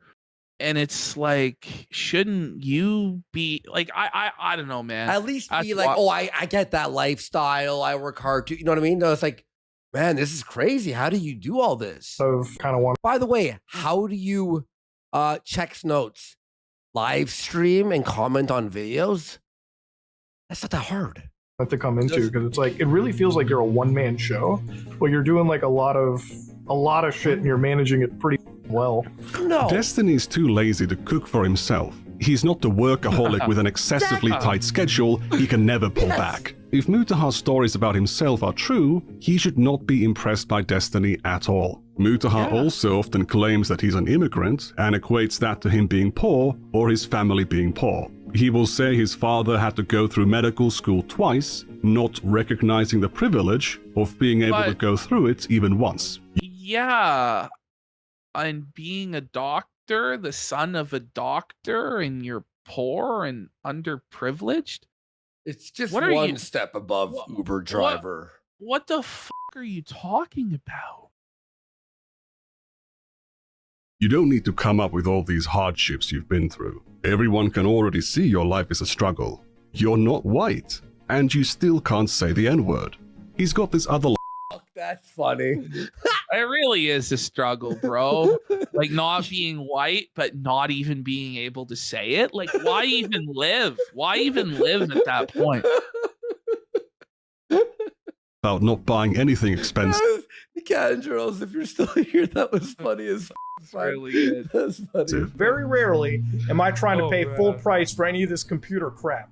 You don't need to, all right? I don't overspend my money on crazy computer chairs. I think whatever I can get at Costco fits me fine enough. As far as my peripheral... Oh, you're a real hero, bud. He's a man of the people. In Indian haggling and being cheap, it's unheard of.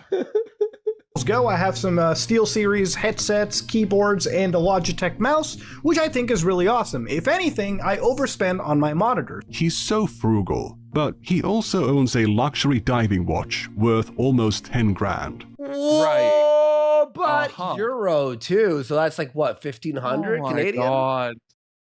If you have an easy Look, I'm all in for the watches. Oh, buddy, Cool. it's But like be proud of probably it. more like 14,000, 15,000 Canadian dollars, isn't it? Yeah, no, I said Holy 15,000. shit. I said 15. Oh, okay, Yeah. okay. life because you were Oh, born did I say 1,400? I mean 15,000. Yeah.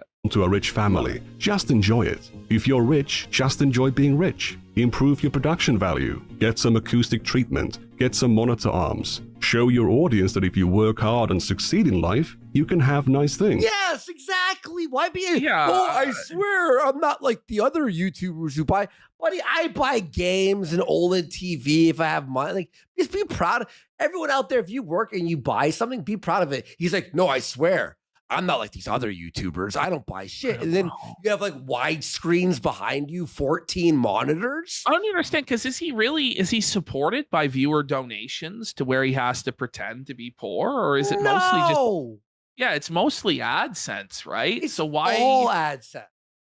I don't know, 95% of it. it's very lame. You know?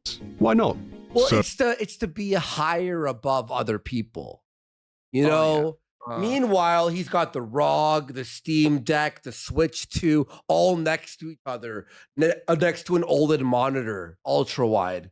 Come on, man, just be honest. So was Ethan Klein right all along? I upload every day and YouTube's not even my job. I was like, shut the fuck up, bro. But like, yes it is. Shut up, bro. I'm not going to claim that Mutahar has absolutely no jobs beyond YouTube, even though the things he says about his business are very vague and inconsistent. However, he has definitely been lying about being an engineer for a decade, benefiting from the prestige, the authority, and the credibility that comes with that label. You don't call yourself an engineer dozens of times without specifying you're talking about programming jobs you did 10 years ago. He's clearly mostly just a self-taught tech enthusiast, not an engineer. He's seen as a cybersecurity expert or as a cybersecurity engineer, as he called himself. This is why, as a cybersecurity engineer, But when he assisted Nuxtaku in tracking down the V-Shoujo swatter, he fell for a basic social engineering trick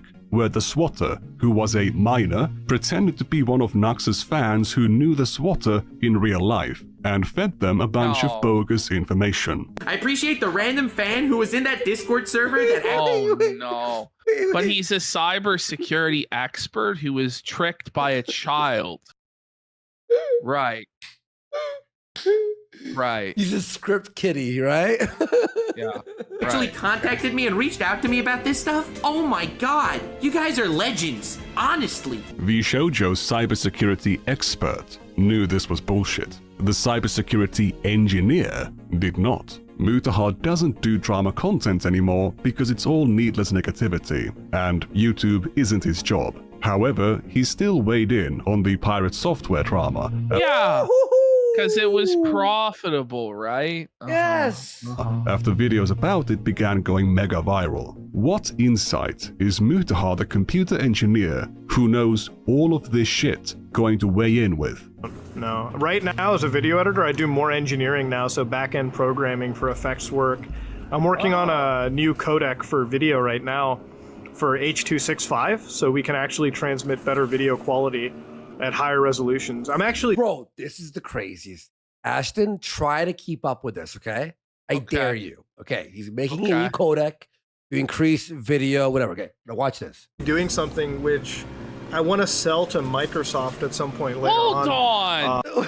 He is claiming not just that he's a coder at like a hobbyist, entryist level, but that he's a coder whose products are so high quality that they can be sold to the market leader in the world in software at Microsoft. Even and they will be crazier. impressed. And that they can't develop that internally at Microsoft amongst their teams and would then source it from him.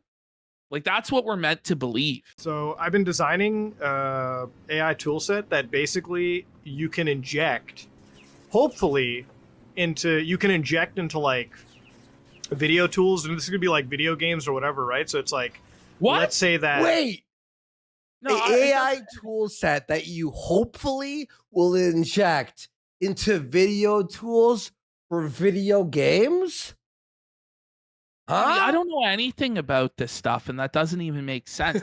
This guy just talks completely out of his ass, and just hopes that there's no one with any sort of expertise to ever call him on it.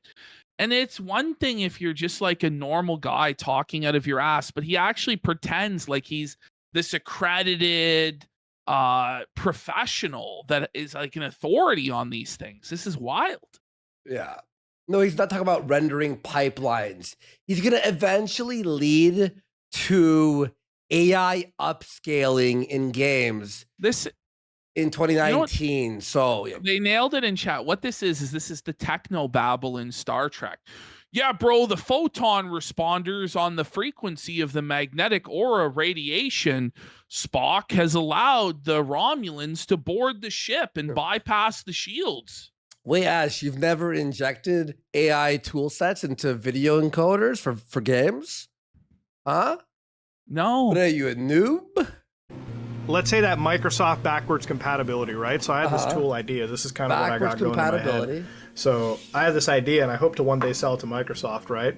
So what I do is... Why Microsoft? Since I have a really good video... Like, why specifically Microsoft? Like, do you have connections at Microsoft? Like, do you know people there? Or like, why name like he's just name dropping like things to try and impress people. Yeah, is what he's doing. By the way, someone in the chat, it's so true. Even I know this because of Premiere Pro. And yeah, H.2.6 whatever encoder is the encoder to render videos. Yeah. But if this was real and his genius idea, he wouldn't tell anybody. Yeah. He certainly wouldn't tell the public and then allow somebody to potentially replicate and beat his product to market. That doesn't make sense. I've been designing neural stuff around it. So what? You've been designing neural stuff? What do you mean? It's like AI is like a brain, bro. It's like a human brain, and we're doing the neural interface. Okay. Why did we invite him on? We didn't know that. He's like no Elon one knew Musk. this. What the f are you talking about? Know this fucking shit. No one knew this. He is a big name, and it was good for us to have him on. Yeah, that's why he's on the show. Let's be real.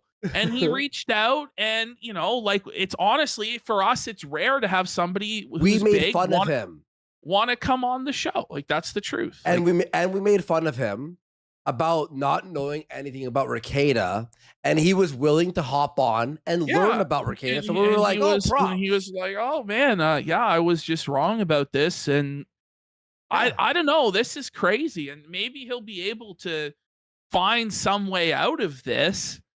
But this is really bad. Like this, in my opinion, is actually really devastating. Yeah. What I want to do one day is, how Microsoft has backwards compatibility, right? So would it be really fun if I could design a way that Microsoft could take the textures in their video games, right? So they could take the textures mapped in their video games and find a way to AI upgrade them. So like basically use a fucking photo AI, like basically use an artificial intelligence that can scan across. By the way, this time, people like did this to Final Fantasy IX. The AI upscaled.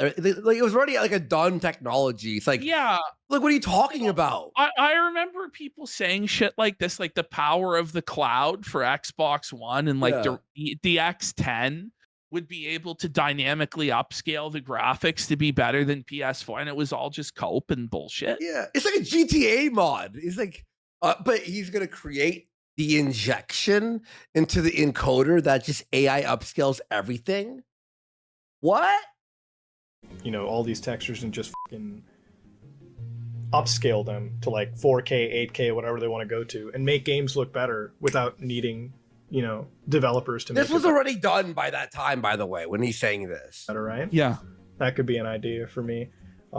It sounds simple on paper. Obviously, it's very, very, very fucking time consuming to make it even as effective as you want. He knows how to program video encoders. He knows. By the way, 8K?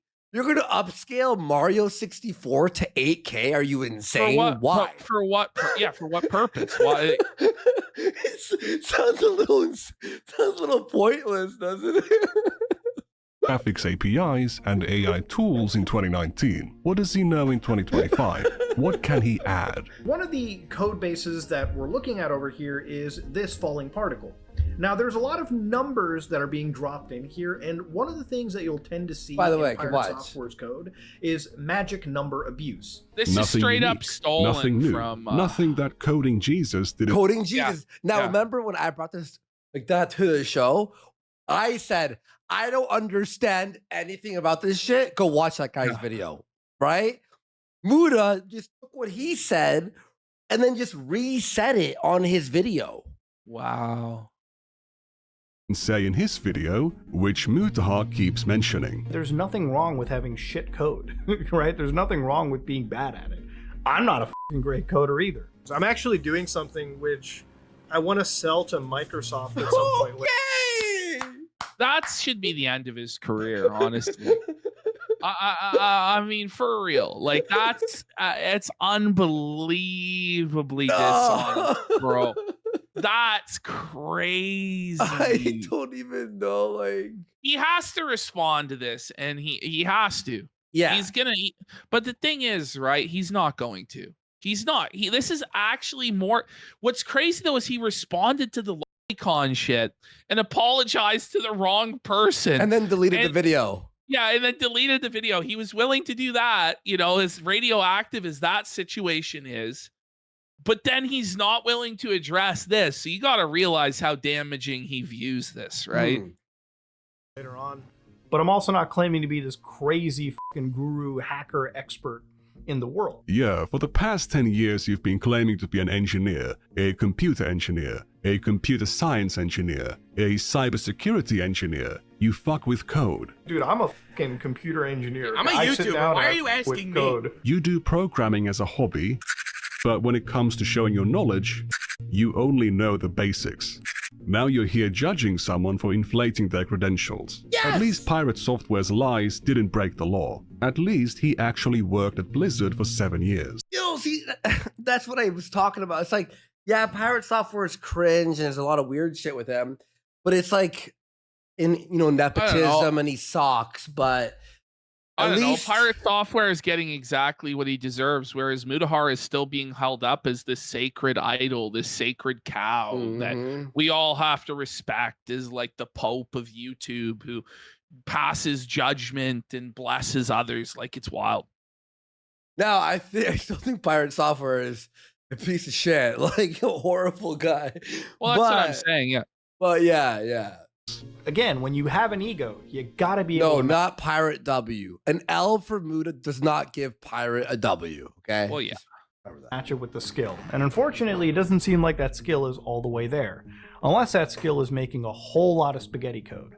Ladies and gentlemen, if you like what you saw, please like, comment, and subscribe. Dislike it if you dislike it. I am out. Man, what a great way to end a video. Let's check out some of those comments. We love reading the comments from regular commenters like Mr. Obvious. I wonder what he's into. Mr. Obvious says, my feel win, I might as well be all for. And then we see some lolly here featuring some underage characters. Oh, Here's no. 2 more drawings of underage By the characters way, posted by Mr. Obvious. Mr. Obvious is also an open homosexual. I'd like to let people know that. No. Yeah, Kind of strange, isn't it? Mr. Obvious says boys heart emoji, and then underneath that we can see a photo of an underage girl who is pulling out of her using her feet. That's quite the talent. See, I knew I knew that Mr. Obvious was gay from the past where he talked about it and you know, but I didn't know, and I knew he was into anime, but I didn't know he was into that fucking shit. Holy I'll say this, it's not really Muta's fault for who comments on his videos. Well, birds of a feather flock together. No, it's the guilt by association. Yeah, that's stupid. The nut stuff is way worse than that. Yeah. Oh. Let me line up and get ready, boys. Let me read that shit all day. So, that was my appetizer for my upcoming video. He said there, by the way, in that pause frame that everyone see. Yeah. Condone it. So, that was my appetizer for my upcoming video. Given his inconsistent stories, Mutahar is either lying about his job and business, or he tells really pathetic made-up stories about them to sound more interesting. Once again, I am not a lawyer. It might not be illegal for Mutahar to lie about being an engineer, but by any reasonable definition, he is a total fraud. He has no computer engineering degree, or even a computer science degree, but he still presents himself as an engineer, a computer engineer, or a computer science engineer. He is not trained in this field, and he is not employed at these roles. He is a self-taught hobbyist, a dilettante, not an engineer. No, but I have to ask, is he even that? Like, is he even that? Like, is he even self-taught in any of this aside from rudimentary video editing? Because from the way he's talked about all this stuff, I think he is just a total fraud. You know? Admitting that he hasn't been an engineer in years, not that he ever was, he continues to introduce himself as one, letting his audience's imagination run wild and conclude him to be far more qualified than he actually is. It does not matter that he seldom admits to being a former engineer or that he hasn't been an engineer in years. The bigger picture that he's painting to his audience is that he is a licensed, actively practicing engineer, which, based on his own statements, isn't true and cannot be true. Max is the thinnest skinned bitch that I've ever seen when it comes to taking actual criticism on the platform. There is a way back from the mistakes that he's made. It just involves being a man and taking actual criticism to account and realizing that, yes, your entire career was a lie. No, Brav, he goes, he asked, did he respond to this? Not only has he not responded, but he's also banned the word engineer from his comments on YouTube. Yeah. Time to turn that around. He's totally innocent of all wrongdoing and not desperately trying to suppress the unsuppressible, because it's not just if this was just this guy's video and it got a couple thousand views, he could sweep it. But now there's all sorts of bigger YouTubers that are picking it up as well, and it's spreading. It's spreading. It's unsweepable. Yeah, 100%. He doesn't really want to be doing that. He wants a win when he can't even carve one out. Mutahar has been telling this He just has to bend over and take the biggest L of his life. That's what he has to do. For real. lie for 10 years. This lie is almost too old for his friend Naxtaku to masturbate to. Oh God, oh no, oh no. Mousy, you recognize these numbers? What do the numbers mean, Mousy? What do they mean? What do they mean? Click on it. Tell us! What is this weird shit? Look at this. I've never even pondered the thought that we could have and Guro and bondage all in one thing. That's amazing. Who is this for? I don't. That's Nux showing Oompavel. God. Listen to this. No, listen to this. On the topic of recklessly allowing the audience's imagination to run wild, what do you think about this clip? Oh, look at this. Ash, read that. Video of a real child? What do you mean? What do you mean? This is bad. This is bad. Really bad. This is the worst shit. What happened? That was some kid just sent you a video of them shitting and then shooting a dog with a Nerf gun. That video was apparently a child shitting and then shooting a dog with a Nerf gun? It's a funny coincidence that the last time I reminded Mutahar about his own country's laws, it was about him watching cartoon Bring it child up, porn Canada with Naxtaku, not realizing that in Canada, Canada Dub. fits under the Let's legal go! definition of child Wait, you showed porn in those videos? He tried to ignore it for months, but then Hassan Piker drew attention to my video. Mutahar panicked, and he threw Naxtaku under the bus while obfuscating his own culpability. The hit piece didn't land, so they settled everything in private and still lie about what happened. Why did Mutahar make a 40-minute hit piece where he condemns someone over and over again? No reason. It was just a goof. And oopsie, he's not hiding anything. There was nothing incredibly immoral and disgusting that he was aware of and tolerated for years. Something he would condemn any other person for. But in this case, he swept it all away. They also were not the only ones who knew about it and stayed quiet. The truth will soon be revealed. Remember to subscribe to see it when it drops. Next time. Like in the okay, I don't want to like dox myself through this. As just a public service announcement, you shouldn't make it a habit of mentioning how far a certain location is from your house. I actually called up a EB Games near my place, probably like minutes away. Because of caption searches, every instance you've done it over the years can be found in seconds, giving potentially dangerous people the ability to triangulate the location of your house. Mutahar's fortunately only done it literally once, right after moving into his current house. Now, of course, just to add further context, this house is like minutes away from the... Now, I'm sure Mutahar's lying about the travel time estimate here, but just don't say anything like this. It sets a really bad example to other creators. Okay, this part's kind of fucking insane, because he takes the picture here and like triangulates his like... Is he gonna dox him? I don't know. I'm a little bit concerned about continuing to play this. I don't think we should, to be completely honest. All right. But it's kind of fucking what the fuck? What is he doing here? You've seen it. What does he do? I can hit play. It's not full doxing. It is censored. Also shouldn't show a picture of yourself somewhere and forget to censor all the names of the stores, even when they are at an angle. I am not an IT guy, but I know how to do this. Oh no! Oh no, buddy! Oh no, buddy! Oh no! Oh. Buddy, I gotta ask, what did Mutahar do to this guy? All right, I think we get the idea. I think we get the idea of what's going on there.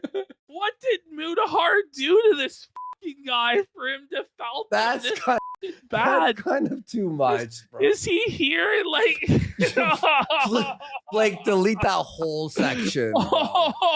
That needs to go. That needs to go, bro. That needs to go. Oh my god, that's so Kino. Lolcow fired CD-ROM for 700 subs. Buddy, that's so bad. That's mean. Come on, CD-ROM's the best part about that show, dude.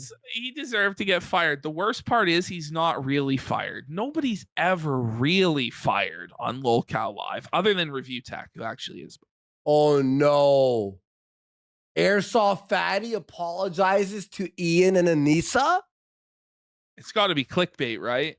Hang on, guys. It's got to be clickbait, right? Let me take 2 seconds here. 2 seconds. There was a chunk of time where I was kind of being stupid, hated him, talked a lot of shit. But now that I've matured more, I can see where I was in the fucking wrong, being a dumbass. And now it's like, you know, if there's a guy who wants to chat, he's not the brightest guy. You know what? Airsoft Fatty. I don't know. Whoa, all right, buddy. Here we go. You ready? Video is brought to you by my stupidity, ladies and gentlemen. Harmful Opinions, guys. Go check out Harmful Opinions. He's doing a fantastic comeback. All his videos are fire. Go check out Harmful Opinions. I knew him from back in the day. Sort of fell off for a bit. Like he went into, not hiding, but he just went offline for a few years. And he's back and he's killing it. So just... I am not a smart person. I am a very stupid individual. Yesterday, in preparation to watch a video by Nicandros on stream, I took a quick look into... You would think, oh, it's going to be the same shit, right, Ash? Yeah. No. Harmful Opinions did his own research and found a ton of new things. This is what I'm saying, though, is as each individual person starts doing their own research, more and more is going to come out about this guy, because obviously he lies about every single detail of his life. Yeah. I don't think there's a single thing that this guy doesn't lie about based upon what I just watched. Yes. Who Mutahar is, because I wasn't really familiar with him. As it turns out, he's a really interesting guy. Mutahar really likes to remind people that YouTube isn't my job. People scoff at this, but it's true. It's not his job. It's much more than that. It is the core of who he is and the foundation of his self-worth. I'll be honest with you guys. I have a reason to live. really. And that's you all. Stop! His reason to live is his audience? Oh, buddy.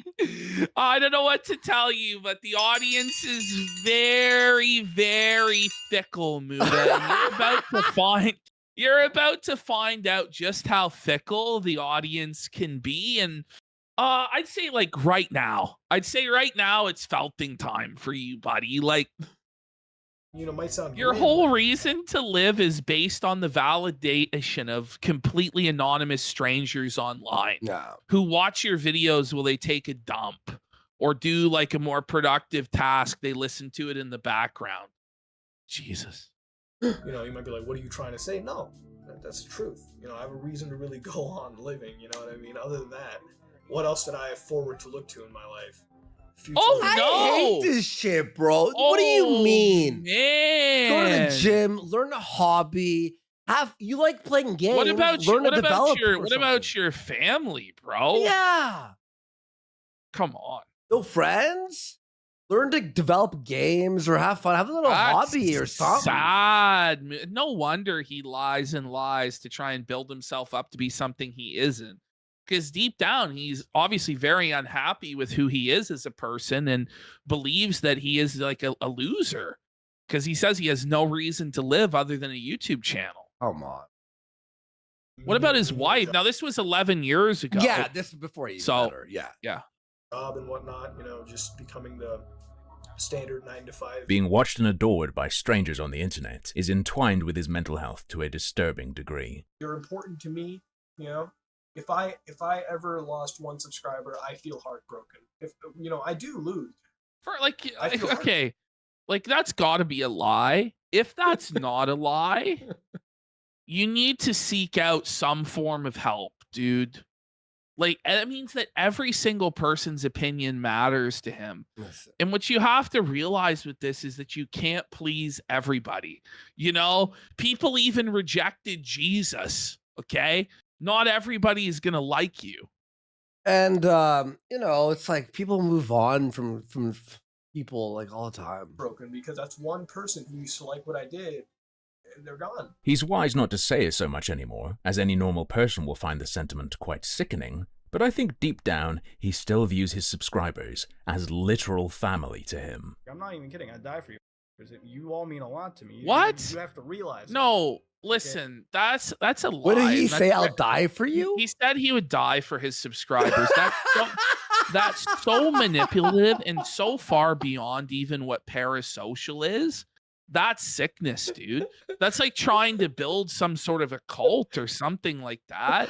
I would die for you all. It's just a total fucking lie. For some random stranger, you're gonna take a bullet, and then so what? Your mother and father are gonna mourn you. Your friends are gonna be sad. All the people that rely on you, if you have a significant other that you take care of the bills and stuff, they're going to end up in a really tough spot or out on the street. What the fuck are you talking about? Shut the fuck up. Twisted. Hey, this is a family to me. I treat you all as if you were my brothers and sisters, right? What? Listen. How disrespectful to your brothers and sisters to compare some random fucking spurg in a basement eating Cheetos to your flesh and blood brother and sister? What the fuck are you talking about, man? Listen, I think chat's funny and some of you are cool, but I don't know you guys. This is beyond you internet guys don't know friends. me. This is internet family. This is guys, you guys are cool. Thanks for watching. You unsub because you're bored of us, okay? But That's how deep the connection is. It's a deep connection. What are you talking about, man? Ashton. For me. All right. I know it sounds somewhat weird to people. It's like, wow, why would you say that? Yeah. But it's the truth.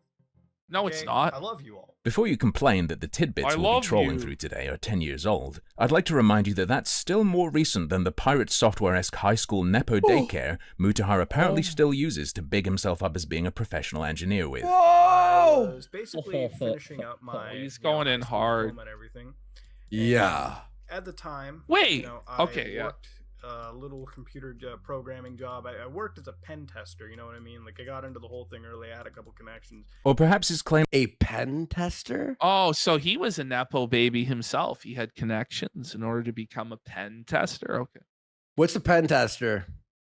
I have no idea. Does he test like Bic pens? Oh, this one writes really well. Of being an engineer... It's a hacker. Okay, cool.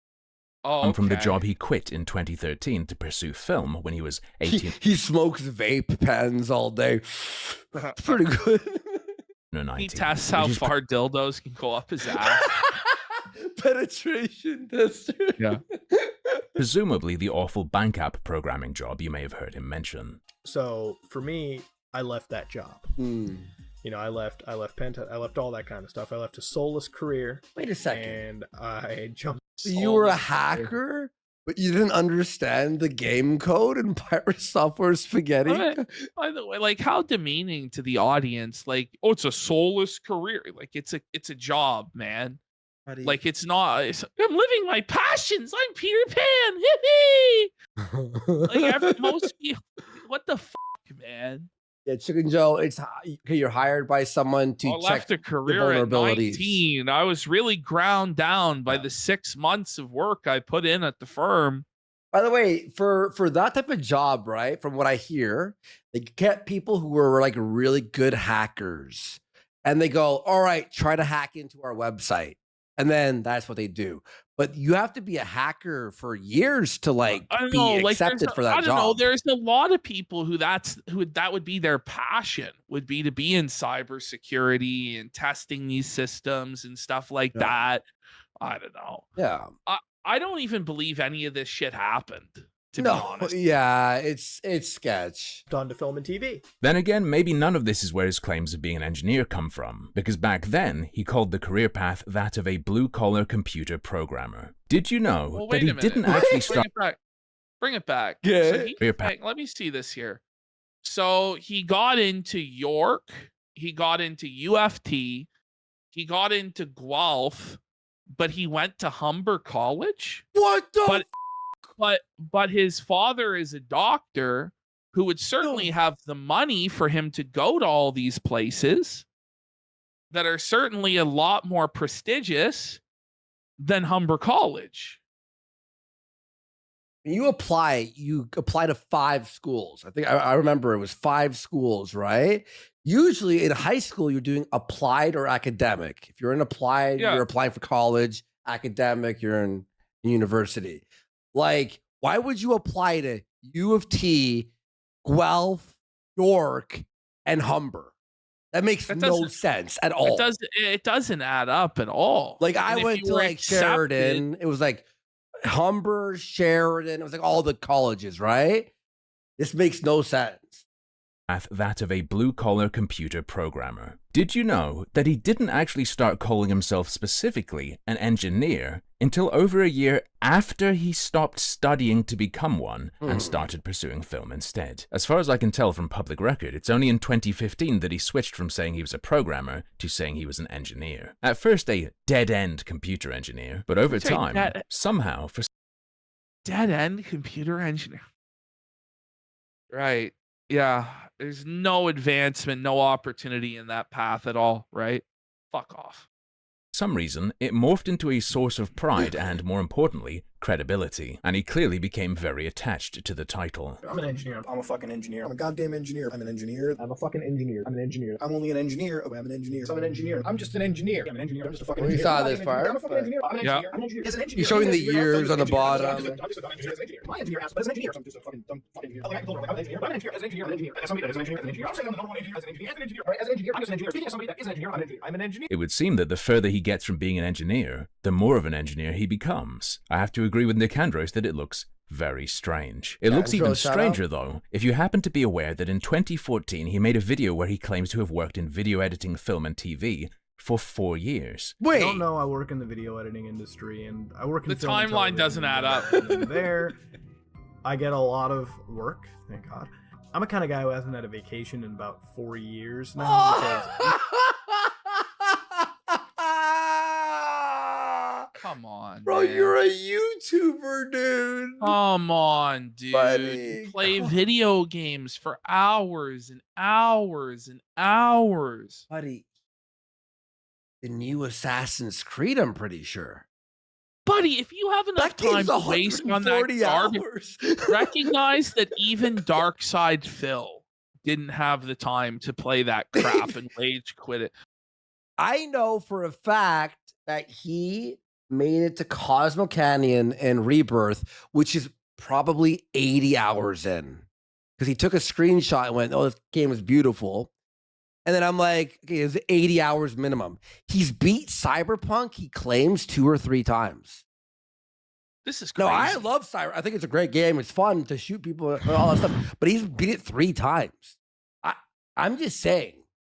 Even if I try to have a vacation, I always end up bringing work with me. And, while I do have a good time, I do end up working. He brings his Switch with him. I have been pretty much working the same job. And That job, 4 years, 2014. So you were doing that since 2010, 2 years before you normally tell us you started to get interested in editing to begin with. I'll put this one down to him having a stroke or something. He's not the most coherent speaker. But Lord England says AC is 35 hours. If you do just main story missions and don't do anything else, I guess. Times. But there is at least one genuine issue with his career in editing and film that I noticed. You may not have known that Mutahar has a very strong connection to Japan. In August of 2015, he let everyone know that he lived there at some point. for those of you who don't know, I used to actually primarily work and operate in Japan. And man, when I lived over there, Japan's a really interesting. Wait. He told us he had a house in Japan, but he lived there back in the day. He doesn't have a house in Japan, Ash. There's no house in Japan. I mean, maybe he does. I don't know. Like, he is incredibly wealthy now. I want to see it. Yeah, I mean, I just doubt everything he said. But where was this time? Where was he? When was he working in Japan? When was this happening? When he was in high school? Does Muda have a house? The timeline is what really screws this guy over, because there's just no way that he had enough time to do all of these things that he claims that he did. Yeah, this guy has lived 5 lives, dude. There, okay. I put up a chat. Mr. goes, how are we still on Muda? Well, if you watched, maybe you would know why, because this shit is actually wild. Place. All right. He's also visited many times for work. Mutahar has made some videos where he talks about real spooky experiences he's had. One of those being when he heard footsteps in Japan. In that video, he also talks about his work there. He explains he went to make a documentary on Aokigahara Forest. Ash, you're gonna hear. Is that the suicide? All Forest? Yeah. Ash, you're gonna hear the craziest sentence ever uttered by a human being online that's not a killer or something, okay? Listen to this. Go to Japan. I have work in Japan annually that I do. Okay. It's, if you guys don't know what I do annually, it's video editing and whatnot. And wait, an annual Japan job? Hold on. Why would you need to be physically present in Japan to do video editing for Japanese people? No, he was filming the doc with them in the suicide forest. That doesn't make sense. He's lying. You wouldn't go to Japan. You would do it remotely. Fly to Japan to edit a video. Now, in Japan, there is a forest called Aokigahara Forest. Now, I'm on there doing a shoot. It's sort of like a documentary. I'm on there doing a shoot. Oh, sorry. So look. He's filming but wait, why would you film if you're the editor? Okay, hold on. So mind you, he's 21 in 2015. So this is before he's even 21 years old. He's filming documentaries in Japan. What Japan? What documentary? Do we have a documentary?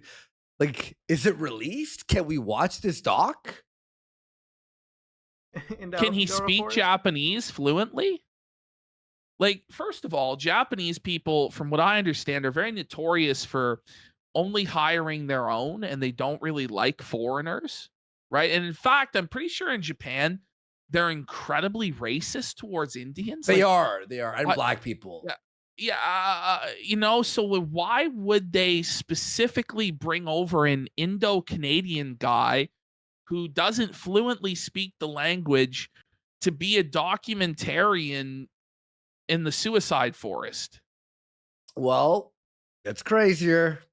He tells us that he had to trek through that forest, and that he came across clothing which he picked up. So as we're trekking through the forest, I come across clothing. Now, the guy who's coming with us, who basically shows us the forest and navigates us through it, tells me that it's fresh. Incredibly sad sight to bear.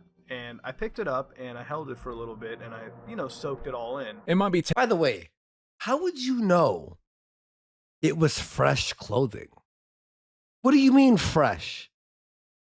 Like you sensed it? Well, it's No, I gotta ask, was this before the Logan Paul thing or after? I think it's before, right? Like 2015 is probably before when Logan Paul did that, right?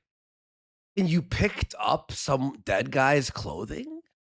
Okay, let's keep going. Tempting to assume because he's telling a ghost story that this is completely made up. But it's not a fantastical story, it's his IRL ghost stories. And all that happened was he heard some footsteps and got scared. It is presented as truth. And he actually talks about his visit again 3 years later in watch 2018, this. This is when he crazy. condemns Jake Paul for his Aokigahara video. Okay, And so 3 years later, oh my God, okay, this is crazy. So now, Jake Paul's released his fucking video in Japan, force, film dead body, big controversy, right?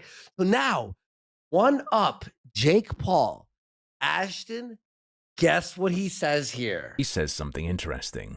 Me personally, I have a little bit of history to this, and the reason I'm making this video is because I've been to the same forest, Aokigahara Forest in Japan. It is a very ethereal place, a place where a lot of people die. And what does he say he did there? Me visiting there at one point in my life, it is a very interesting place. I never had the entire intention to film it, never did. He never What the But you went there for a job, like an annual job where you were a documentarian, Muta. Are you kidding? Oh, this is actually Dark Side Phil levels of lies. It might actually be beyond those level of lies. Bro, I went to high school with someone like this who's like, he'll say a story and then someone else will be like, that didn't happen. Like, I was there. It didn't happen at all. Like the same level. Tended to film there, and he never did film there. Watch when this. you were there, as you told us before, to film a documentary-esque video on the forest. But I've never seen any dead body, never seen it, but then again, I never really ventured too far into it. I got to see it firsthand. Watch this. You never ventured too far in to the forest you said 3 years ago you trekked through with a small crew. To be fair, he is consistent about never seeing a dead body, which he said before he, would have buried. Thankfully, the good part about the story is we never came across that body. And it's also sad in a way too, because if I did, I'd definitely give it a fucking burial and whatnot. Dude. What the? Why? What do you mean you bury a dead body? You would touch the body? You'll be incriminated in like a murder conspiracy. You fucking call the cops. But that's more disrespectful than what Logan Paul did. I don't know. All he did was film it. Muta's gonna handle somebody's dead body and bury them against their wishes. Okay. I gotta ask, by the way, where is Keemstar on this story? Because didn't him and Muta have a falling out anyway, and they're just completely asleep at the wheel on this shit? He's busy rehiring wings today. Yeah, like the Wings, we're gonna fire this nobody guy to bring back Wings storyline or whatever they're doing. Right, but this is going on. This is a pretty big story, man. Keem's just in his LCU, whatever the fuck. Honor the dead and shit. Nevertheless, at least one of these stories must be a lie. I would suggest there's a hint about which one in this bizarre phrasing. I never had the They entire did. Okay, intention they did talk about it, and Boogie was dunking on Muta. Okay, Okay, fair enough. All right. Bring it up. Film it, never did. Never had the entire intention to film it. And the fact that telling people about how you messed around with the clothing of people who recently killed themselves wouldn't be a good look in a video condemning Jake Paul for his lack of respect. Engineer or not, he certainly told at least one lie about his film career. A decade ago, he was much naughtier, in a way that seems to have never been addressed. Many people don't care if some guy on YouTube is saying he's an engineer, even if he really can't rightfully use that title. But he's done something a bit more than that, a bit more specific. Let's read through an old Someordinarygamers Facebook post. Out of the hundreds of videos I have made, I personally felt really proud of this one due to the methods of filming it and the finesse I put into making this one. I put finesse in everything, but this video speaks to me personally as an engineer. This is Let's crazy. get a taste of this masterpiece. Power this thing on, and you come across a set of flashing lights over here, and you got Beautiful audio engineering. Buddy, that's the worst quality. What is going on? What is happening? Sophisticated framing. Before my whole YouTube channel, I worked in the tech and cybersecurity industry. Cybersecurity industry? Ah yes, the high school job he got from having connections. You'd certainly guess that means something else from reading this though, without that context, wouldn't you? One of my highlights was being able to test stuff like this. It makes me feel alive, knowing that I can use this YouTube channel not just to share creepypastas, but my love of tech from time to time. This will not be a common trend of videos. Every once in a while I do stuff like this because it makes me feel really alive. Doing an unboxing like this from a company I follow and hold dear to me as a tech enthusiast, I feel honored to be the few to do this, and you all are to thank for it. I would not be here if it wasn't for you awesome people. I personally teared up editing this video because Where does it? Can someone send me this video? I want to watch it on Friday. Because wait, this is the first time I've been teared supported by caring and loving people. And to be at a milestone like this in my life shows that I have the best family a guy could ask for. I wouldn't change anything for the world, and I will always be your same lovable goof. For those who have been here since the beginning or just a few seconds ago, thank you for changing this person's life and making it so much more enjoyable than what it used to be. When all this is said and done, I hope you all know that despite the entertainment that I've provided you all, and for those who say I make them happy, you all have no idea just how happy each and every one of you make me. Thank you for supporting me and allowing me to do videos like this. Heart emoji. So what is this video he's talking about? It's an ad. Oh, just because he was sent something doesn't mean it's an ad. It's an ad. Ash, it is a sponsored for Intel. And yes, this is, he teared up because he got a sponsored video from Intel, and his YouTube comment section is his family.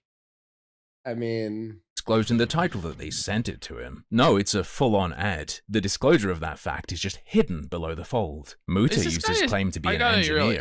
Is this guy like a serial killer? Like, has he murdered people? Like, this is like a sociopath, like a psychopath.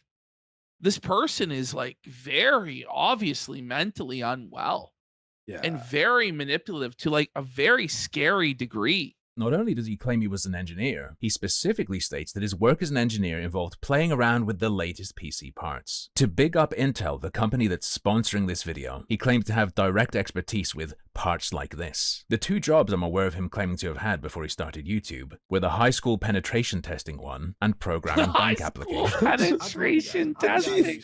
The high school penetration testing. Yikes. Penetrating high schoolers, was he, buddy? Jeez. I want to kids. No. Jesus, review tag. to code bank applications. Really boring shit. Which one of those involved playing around with the latest processors and graphics cards? Oh, do you mean you did that in your own time while you were an engineer? But Muta, you like to brag about how little tech you had back then. I was editing stuff on this laptop and recording stuff here. Now I'm going to show you guys what this fucking... Muta, I'm going to have to ask that you substantiate this claim you made in an advert for Intel, that you were an engineer who, as an engineer, played around with the latest tech. If it's not true, using those credentials to big up a company that's sponsoring you is f***ed. In my personal opinion, that would make you a scammer. I have to imagine it's not particularly legal either, but I'm not a lawyer. I'm not going to go into that. It's just obviously bad enough on its own. But harmful, he's a nice guy. He does good things. Yeah, he does. He's a hero in real life. Even back then. Let's read a couple of the stories he's told. He once taught a mother how to look after her child. It's okay for kids to ring your doorbell once in a while, but to call you a dried up is pushing it far and above unacceptable.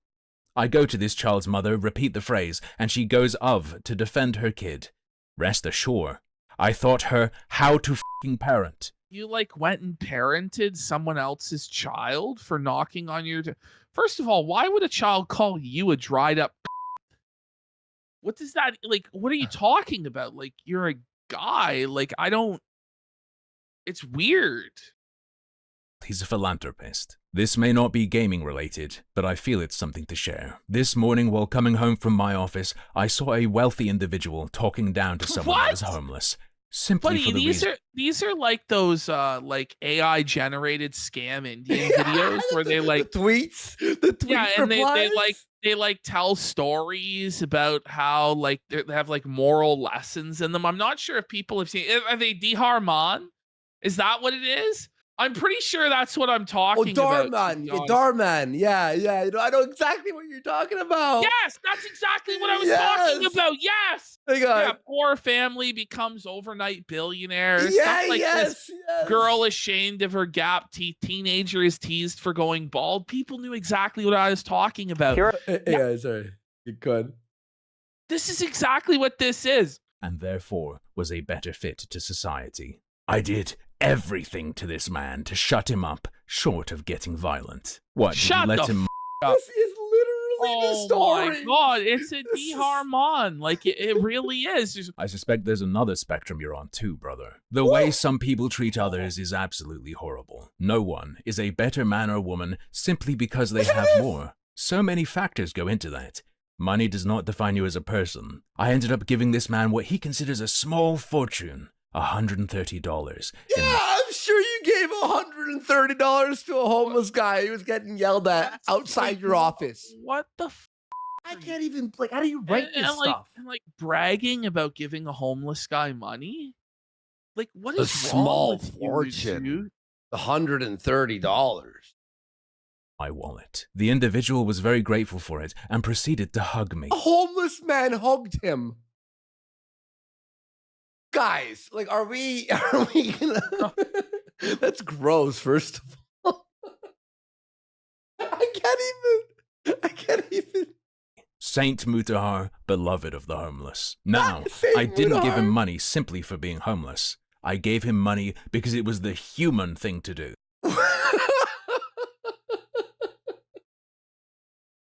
Nah, Invader Zim, you're not tricking me. Life isn't about living for yourself or spreading some great message or winning a few battles here and there. It's simply about being a good person. It's kind of funny when I say I learned this morals from ordinary video games. This but morals? It's true. What? This morals. Muta, you were supposedly raised in the Canadian education system, my brother. Did you even write this? I think what's crazier is he learned the morals of being nice to homeless people and paying them from video games. What video game? Like, what video game? Well, you didn't learn morals from your parents or from your religion. You learned it from playing video games. Video game. Name the game. We need the game. If you give some homeless person $130, they might fucking OD that day.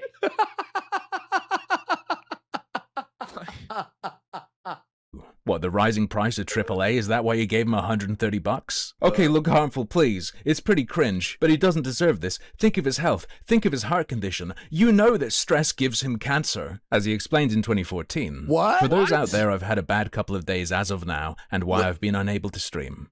I have several medical conditions, and although my stress has always been high and this is my coping method for that, I believe family heart issues have surfaced, and I've been cursed with them.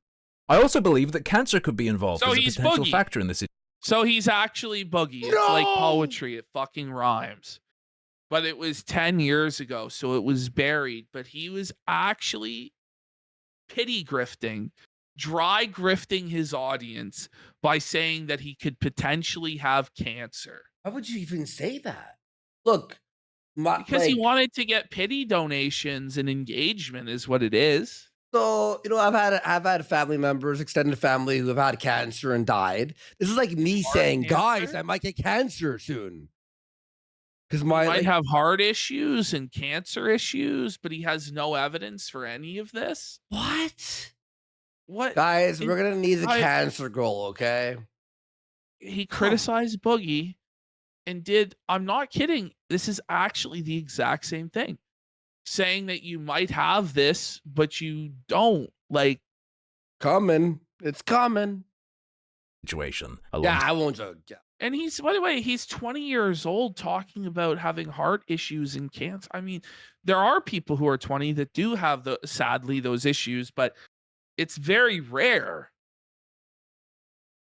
Hang on, sorry. Side work problems IRL. Were you telling people you might have cancer because a doctor said that? Or was it whispered to you by one of your sleep paralysis demons? Because it's not a joke, is it, Mutahar? It's not something you should just play around with frivolously. Your parents probably will also tell you straight up, lying about having cancer is like evil. No! Oh, no! Bad, okay? Like, But it God did damn. get worse. Like, how can it get worse? But it does get worse. This is nuts. If you believe in a god and the devil, you know that this shit is alone enough to send you down to fucking hell and burn there. That's how bad this situation is. To be fair, unlike Boogie, he didn't say he did have cancer. He just floated that possibility out there to the world. Fair. I mean, that is fair. It was like a semi. It was like a semi cancer. It's just very funny. I'm gonna say it's just very funny. It's the cosmic coincidence of it all, you know. And it can be scary. A couple years back, I had to have a scan done, which cleared up the You had a hint of cancer, a light cancer. Wasn't a problem, but I was spooked, and I talked about it. I talked about what my doctor said in the test I was getting. I didn't say, I believe cancer could be involved in why I feel bad. That would be weird. Mutahar, did you have a good reason to say you thought cancer was involved? Or did you just throw it out there for giggles? Careful bringing up the big C word. Sunground Studios might try to make friends with you. You know, you actually remind me of him. Not because you're brown, because of the suits. No racism here, no Islamophobia. Not even going to mention the now deleted meeting with Al-Qaeda video. What? Wait. He met with Al-Qaeda? Oh, what? Wait, Hold on. I gotta Google this. What do you mean? What do you mean that you met with Al-Qaeda, Mutahar? Now, sure, he's saying it's a creepy pasta read. It's a little bit bad faith here, I don't know what's in that. Probably just an engineering conference. That's so funny. Yeah, this stuff's old. But how old's the stuff he was using just last month to claim engineering credentials? And it's not like he has a degree, is it? His cybersecurity background is a high school nepo job. Remind you of anyone else? He wants to live in the past? I'm merely obliging. And not only that, this is the foundation of his channel. Wait, yeah, he did call Pirate Software a nepo baby, but he got his job by connections. Connections. Connections. I mean, if he actually had it, I don't even know what to believe anymore, to be honest. This is the basis of his internet presence. When you see the diehard fans who love him no matter what, been there from the start, the first million, it's because they've been told he'd die for them, that he loves them, that they're his family. Literally. Disgusting. And this is just what can be found from a brief scan of his career yesterday morning, so I'd have some idea who Mutahar is. Okay. Oh, now I have no. another short follow-up video from Harmful Opinions. Again, guys, go check out his channel. Okay. He's doing incredible work, not only on Mutahar stuff, but a ton of people. So go check him out. Has just responded. There we go. Mutahar of Someordinarygamers has just responded. Whoa! You responded? Oh, to wow. commentary and questions regarding his claims of engineering credentials. Wait, what am I talking about? You don't see anything, do you? He hasn't posted a video, he hasn't made a tweet. Exactly. You don't see anything. Like any good professional engineer, Mutahar found a technical solution. His response was to blacklist the word engineer and perhaps others from his comment sections. This is very easily confirmed by account switching or logging out. Let's leave a perfectly innocuous comment on his most recent video. What's crazy? He's been on the internet for so long and he doesn't understand like Streisand effect. He doesn't understand that this is just going to make people do it more. Include the word engineer no. logged in as my Nightmare Club channel. Now let me switch back to Harmful Opinions. Let's sort by new to look at it. It is not there no matter how many times I refresh the comment section. I also left some other comments including the word engineer on other accounts. Perhaps someone could engineer a more efficient method, I wrote. You'll notice it's a highlighted comment because I'm looking at it with a direct link. I can see it when I'm logged into the account that made the comment, but if I follow that link while not logged in or logged into another account, it doesn't work. work. To be thorough, I tested the exact I'm comments I gonna be used real on his. though. Like the engineer stuff, honestly, isn't even the worst part. Like Well, whether it's the combination of every lie makes this very Yes. strange. it has nothing. It really has nothing to do with like nobody. I don't think cares whether he's an engineer or not. It's the constant lying upon Yeah. lying upon lying about everything. Yeah, the engineer part, it just, I said it a lot of times, but it's these switching timelines. It's almost like, why are you doing this? You know what I mean? That's what I want to know. It was the first domino. That's right. Yeah. Channel on other channels, and this does not occur. It is absolutely not YouTube's basic filter. So Mutahar has responded, and his response was to censor you, no matter what he might say or do next. Remember, this was response number 1. And he did this just 3 days after uploading a video where he says this. We're living in a time of censorship coming at us from both the government end and from private entities. And honestly, we have to find some way to fight back. I don't think Mutahar means a single thing he said. Oh, that's not good. He's gonna get put on the cross.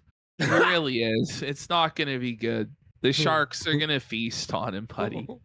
As ever. Some people were disappointed with my last video that I only covered stuff from a decade ago or more, which is because I started looking at him from the start, and I made a video about what I'd seen. Well, there you go. There's an example of him being a total fraud from this week. Mutahar, just 4 years ago, you were still calling your viewers your family. I have to be honestly just thankful that we as a community are around, and you guys are basically my family at this point. Like, I consider you all extended family. And now you're not going to let your family say a word you love to say so often? That's not very brother.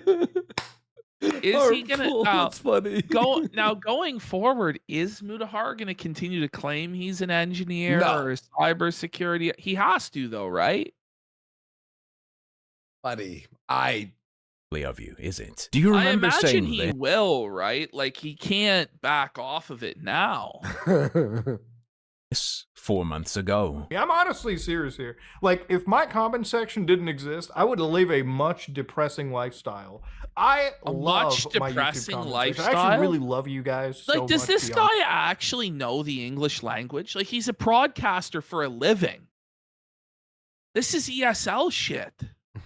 I just read some of the stuff you guys say, whether you're like talking about the topic that I'm discussing or you're just straight up roasting me. It's always funny to just get down and Wait, be part whoa, of whoa, the whoa, community. Liar! We're allowed to roast you? Is that?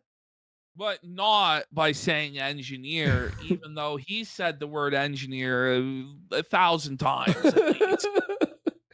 He loves the roasting. You love being roasted, but the E word is a step too far. There's free speech and then there's hate speech, and engineer with a hard R is clearly a slur. You can of course say it with a soft A instead, and it won't be filtered. You know all you had to do was do nothing, right? Like you said, YouTube's not your job, you don't rely on it financially in any way. And even if it was, no matter how many people hate or dislike you, or think you're a total fraud, you'll always have tens, hundreds of thousands of people who love you no matter what. Yeah. Is that not enough for you? Are you still the little boy from 10 has years to ago con- whose heart's... He has to control the narrative because he is an egotistical guy and he doesn't want people making fun of him, and it hurts his pride, so he's going to try and shut it down and sweep it and not address it.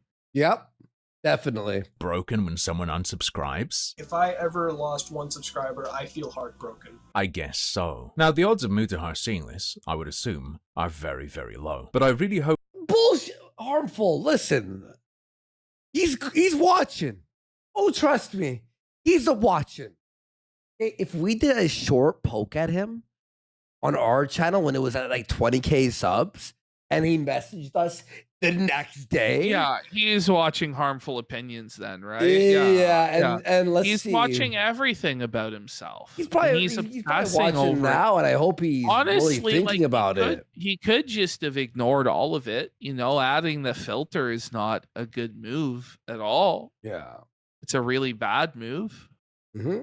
that Mutahar knows that if he's not a fraud, All of this was salvageable. If any of those jobs he had engineer in the title and he showed receipts, it would have gone a long way, even if he has been fluffing himself up a little bit. If you provided receipts on top of that in the course of one of those jobs, you dealt with cutting-edge hardware, I would make sure that everyone knows the Intel ad where you made those claims isn't fraudulent. But instead, your go-to on becoming aware of what's going on was to censor everyone and try to stop the spread of information. That's a problem in and of itself, brother. You went full Managem. You went full pirate software. Good luck with that. What was it Mutahar said about that guy again? Just learn to take a little bit of an L. Learn to laugh at yourself. None of this would have been an issue. I don't know. It's not a little L though. It's actually a pretty big L when you go over the whole thing. How many people have watched the video, like the original video, the 38-minute long video? Oh, let me check for you. It is, let me just look history here. 235K. Right, and that's just that one. So you got like conservatively millions of people when you add up all like the people that reacted to it or took portions of it and broadcast it to their audience. This isn't going away. We got 49,000, 169,000, 101,000, 235, which I just said, 312,000 Tectones video, 102,000. They're all within the last 2 days. Yeah. Yeah. I So mean, like that's the biggest one. So about 1 million. His entire life is fabricated. His entire life is phony. Yes. And I don't know how you come back from that. I don't know. Like he could start telling the truth. Yeah. You know, and he just did confess. Wait, Ash, don't worry. He apologized in the past to buying a Nintendo Switch too. A lot of people are saying that this is where the beginning of the end came in and the momentum amongst his antis or his haters for this arc. Because so he was adamant, right, that he would not be purchasing a Switch 2. He made a video about it, yeah. He reiterated it over and over and over again, how it's bad for the consumer and Nintendo's policies are wrong and $80 games are evil. Oh, hang on, wait. But someone said pull the Warski. I did not want to buy a Switch 2, and the goal was 500 subs, and I had to buy one. Listen, so I fucking had to buy it. Listen, I think it's really funny that it went from Andy was adamant he wouldn't buy a Switch 2 till he was leading the revolution at the gates of GameStop at 4 a.m. He was huddled in the because we had to felt Phil waiting, and he was yelling at the security when they told him no, he wouldn't be getting his Switch 2. And listen, that's fine. It's okay. Like, it's really not that big of a deal to be like, I'm not going to buy this consumer electronic product and then buy the consumer electronics product. We got 500 subs immediately for me to buy it. Don't even cope. Don't even cope. I wasn't going to scam you all. Oh, yeah, man. I've played the thing 3 times. It's so funny. I thought DK played it once and I haven't picked it up since. Smashed your Switch. You smashed your Switch on the air. I'll smash the second one right now. No, don't smash Girlfriend the plays it. I'm kidding. So anyway, Mutahar decides to buy it. Oh, well, who gives a shit? You guys, I'm reviewing it to tell you what a piece of shit it is. No, he's like, look, guys, I just wanted it and I decided I'm going to get it. And that's my prerogative. And it is what it is, guys. No. But to be so spineless and so pathetic, and this is how you know he's a slave to his audience. He's a slave to the public opinion. He's a slave to, he's so upset about people being negative towards him or critical of him in any way that he bends over backwards for whatever way the wind is blowing.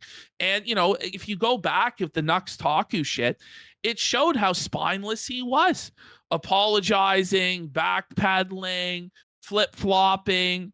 And this is another example, but at least in that situation when it's like serious, like people are throwing around the word pedophile and lol. You understand why you would be like freaked out. Oh my God, da, da, da, da. This might end my career. But the Switch 2 is like, who gives a fuck? The Switch 2, bro. Yeah. But he's so pathetic that he has to do this full groveling apology to his audience because he bought a console.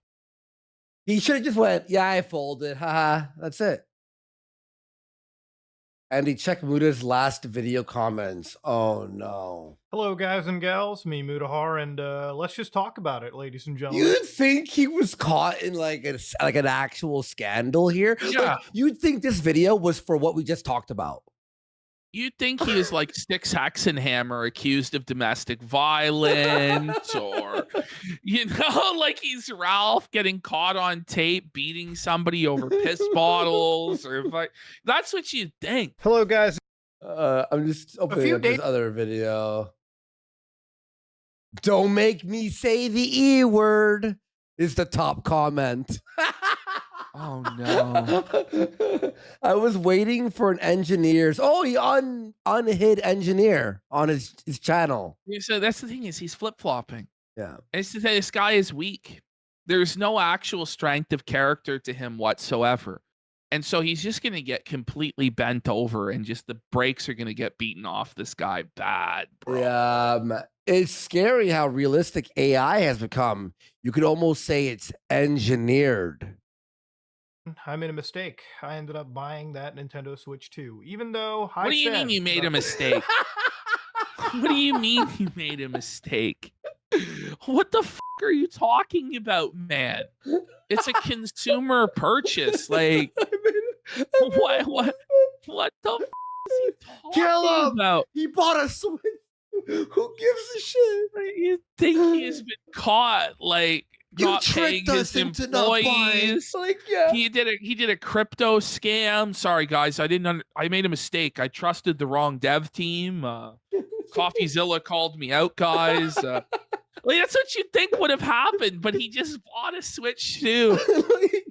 Oh no, he accidentally bought the Switch 2. My credit card information on Amazon filled itself, and I thought I was buying a lamp, actually. You know what he should have said? That his brother bought it for him as a gift. Yeah, no, that's what he should have said. Listen, a family member thought I was into these Nintendos, and they bought it for me, guys, and there's nothing I could do. Yeah, exactly. I was going to hold off. I wasn't just going to go buy it outright. And there I was, going on a midnight release. Yeah, no. Oh, so it was he, bro? Bro. He's waiting in line for the midnight release, At 11:58, he posted a tweet. I'm in line. Oh my Midnight. God. What were the responses to that? They're like, "Are you crazy? What?" And then it's like, but then he could have got out of line. Because he could have seen, oh, I'm making a mistake. I betrayed Shiva or whatever, and get out of line and not buy it. But he went after seeing his audience say, listen, you sell out, you scumbucket. What are you doing? You're selling us all down the river to Nintendo's anti-consumerist policies. He went in there and plopped down his 670 Canadian dollar dues anyway. Are you waking up at 9 a.m., buddy, for the Switch 2 Nintendo showcase? This is crazy. Are you?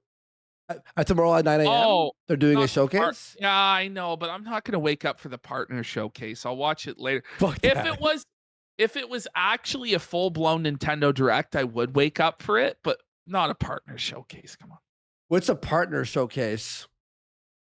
It's like all the third parties that Nintendo works with. So get games I already own on PS5 and PC.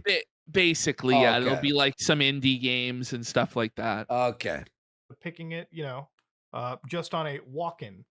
Now, of course, ladies and gentlemen, there's no way to sugarcoat or cut around this. I did, in fact, commit a hypocrisy. That's the worst part. Oh, no. He committed a hypocrisy, guys. Committed. Oh, committed. I made a mistake. You use that word when you kill someone or or something like You that. know, Like you don't like look at him. Like this is look at his eyes. This is the type of tired that sleep doesn't fix. Like this is the look in your eyes when the judge sentences you to 10 years in prison. This is the look that you give when it's all over, when everything has been taken from you. Like you bought a Switch, bro. By the way, someone's like, out of everything, That's a sticker. That's a sticker, isn't it? Like depressed, dejected Mutahar. Let's get 10 subs right now, at least 10 for this. As someone said, he lies about everything. Why didn't he lie about this? Exactly. Yeah, I know. It's like, who's gonna know that you bought the Switch? Because he was excited. He was excited but to buy he could have just played it in secret. So it was all posturing, right? It's like, oh, this is anti-consumer. Da, da, da, da. But when push comes to shove, this guy's the biggest consumer mark there is. Yeah. And he doesn't care that the games are $80 because he wipes his ass with $80 fucking dollars. Yeah. You know, but he wants to have his cake and eat it too. He wants to be the people's champion fighting for consumers' rights. And he also wants his bing bing wahoo. That's what he wants. We make 10 subs or nah? No, it's over. Yikes. Not bought this product. Now, I made a few videos on the Switch 2. Well, not a few, several. And I've basically covered it. I've not been the most positive viewer of it, especially around certain things like sickly, covered. I don't know. Like that is again another ESL moment. How did this guy make it on YouTube when he can barely speak the language? You do a few Slender reactions back in 2015 and you're famous. Let's be real. Right. Those game key cards, and especially about their TOS, when apparently it seems like they can just brick your systems, and more specifically around the fact that. So why are you telling us all the reasons that you shouldn't have bought it after having bought? Like you're not going like, listen, I rethought my position on these. I don't really think they're that big of a deal. He's like, no, let me reiterate all the reasons you shouldn't buy this because it's bad for the industry and our hobby as a whole. System is in fact a brick when you ended up picking it up. Okay. Now, as you all know, yesterday I made a pretty big mistake. I actually made a video with the Switch 2 inside the actual frame. I actually had one on screen. Wait! What? Wait, Ash, yeah. oh my god. He was not only caught with a tweet, but he left it in the background of his video and everyone's like, what the f***? Is it in this frame? We got Florian Balthazar for 10 subs. I'm pretty sure it's the Steam Deck back there. I think that's the Steam Deck, right? Well, that's the Switch 2, I think, isn't it? Is that the Switch 2? That one right there. Yeah, that's, I think, something else. That's the ROG. Is that the Pro controller? Yes, it is. See, look. No, there's the Xbox. Never mind. Bought one. I used it to play Cyberpunk 2077 on it. Buddy, what? He's beat it. He's beat it 17 times. Sir, you already have multiple portable consoles to play it on. If your Steam Deck and your ROG or whatever, you didn't need the Switch 2 to play Cyberpunk. Just say you wanted to play Mario Kart. I don't know. Like, that's the only reason to fucking get it. Buddy. And by the way, you know how he's very hard on, like, frame rates and graphics, right? He's like, the game ran at a solid 30 frames a second. Meanwhile, it's like 30 frames. You could play it 4 years ago at fucking 120 frames. It on fucking Xbox One on fucking 30 frames a second almost. A few drops. It was like 15 frames a second on Xbox One. And what did I do? I straight up charged my card and got the Switch 2. And for that, it's actually a pretty big apology. Like, there's no way to really say anything. There's no really any way to sugarcoat it. It's an actual mistake. You know, you can sit and blame other people, but ultimately, you know, I think how could you blame another person for it? Like, did somebody put a gun to your head and say you must buy it? Was like it's a mistake. A mistake is like you rear-ended someone. Whoops! I slipped and bought a Switch 2. what's crazy is all the video had to be was just like the first minute where he said he made a hypocrisy and then end it. But he needs to drag this on for an additional 9 or 10 minutes so he can get that sweet, sweet ad revenue money. So he had to like flagellate himself through the street for this extra cash. Like, it's pathetic. Then just say it's a tax write-off and you wanted to review it and tell people how bad it was to prevent others from buying it. People are acting like, they're saying like, it's acting like he cheated on his wife. Listen, I could blame the other woman. I could blame that. I could blame it. But look, it's on me. It's like, there's no one else to blame for you buying a Switch 2 other than yourself. But there should be no real sense of guilt. It doesn't matter. Yeah. This is crazy. Exactly. Community kind of made it known that I would be one of those gamers that would fall into FOMO. And even though that I don't personally think that I'm the by the way, really funny story. Right after he made this video, no. Before he made this video, Charlie Moist Critical made a video shitting on people who said to not buy the Switch 2. Who were telling the audience, don't buy it. And then so everyone thought that Charlie made the video against Muta, but Charlie had no idea. Right. So then Muta released this apology video because Moist Critical made his video. So he's apologizing to Charlie. What a coward, buddy.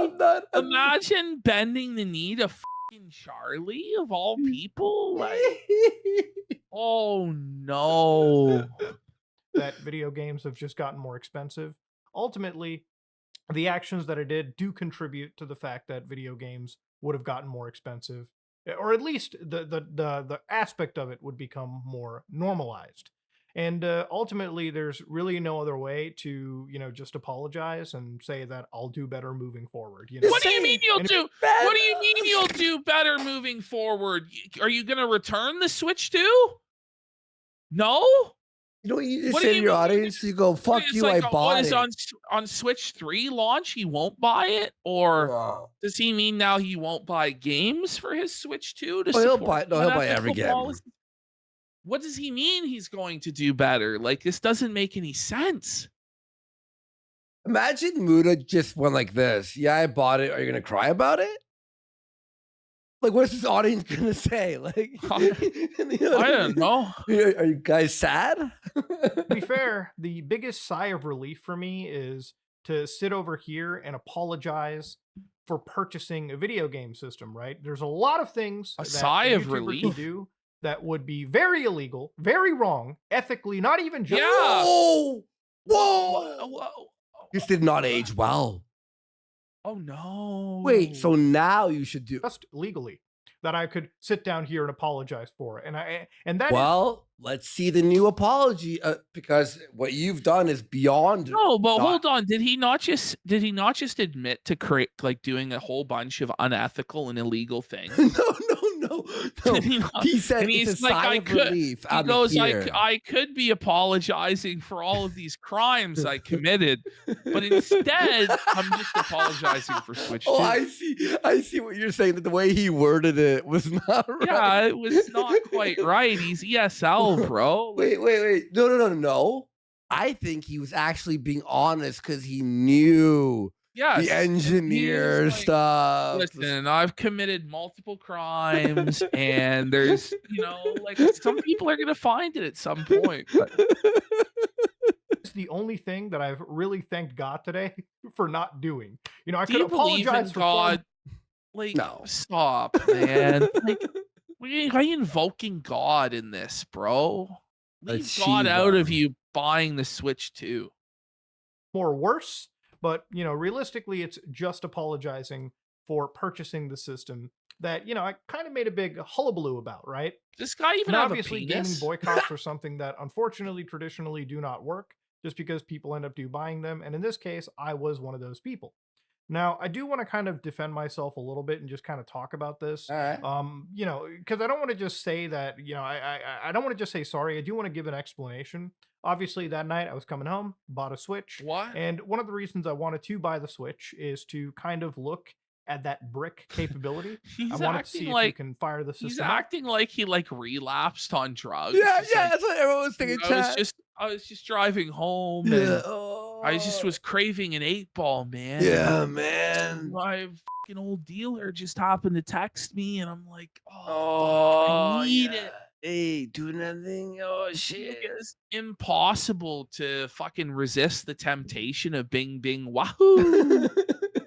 You can make a local account. You can connect without, utilizing any patches.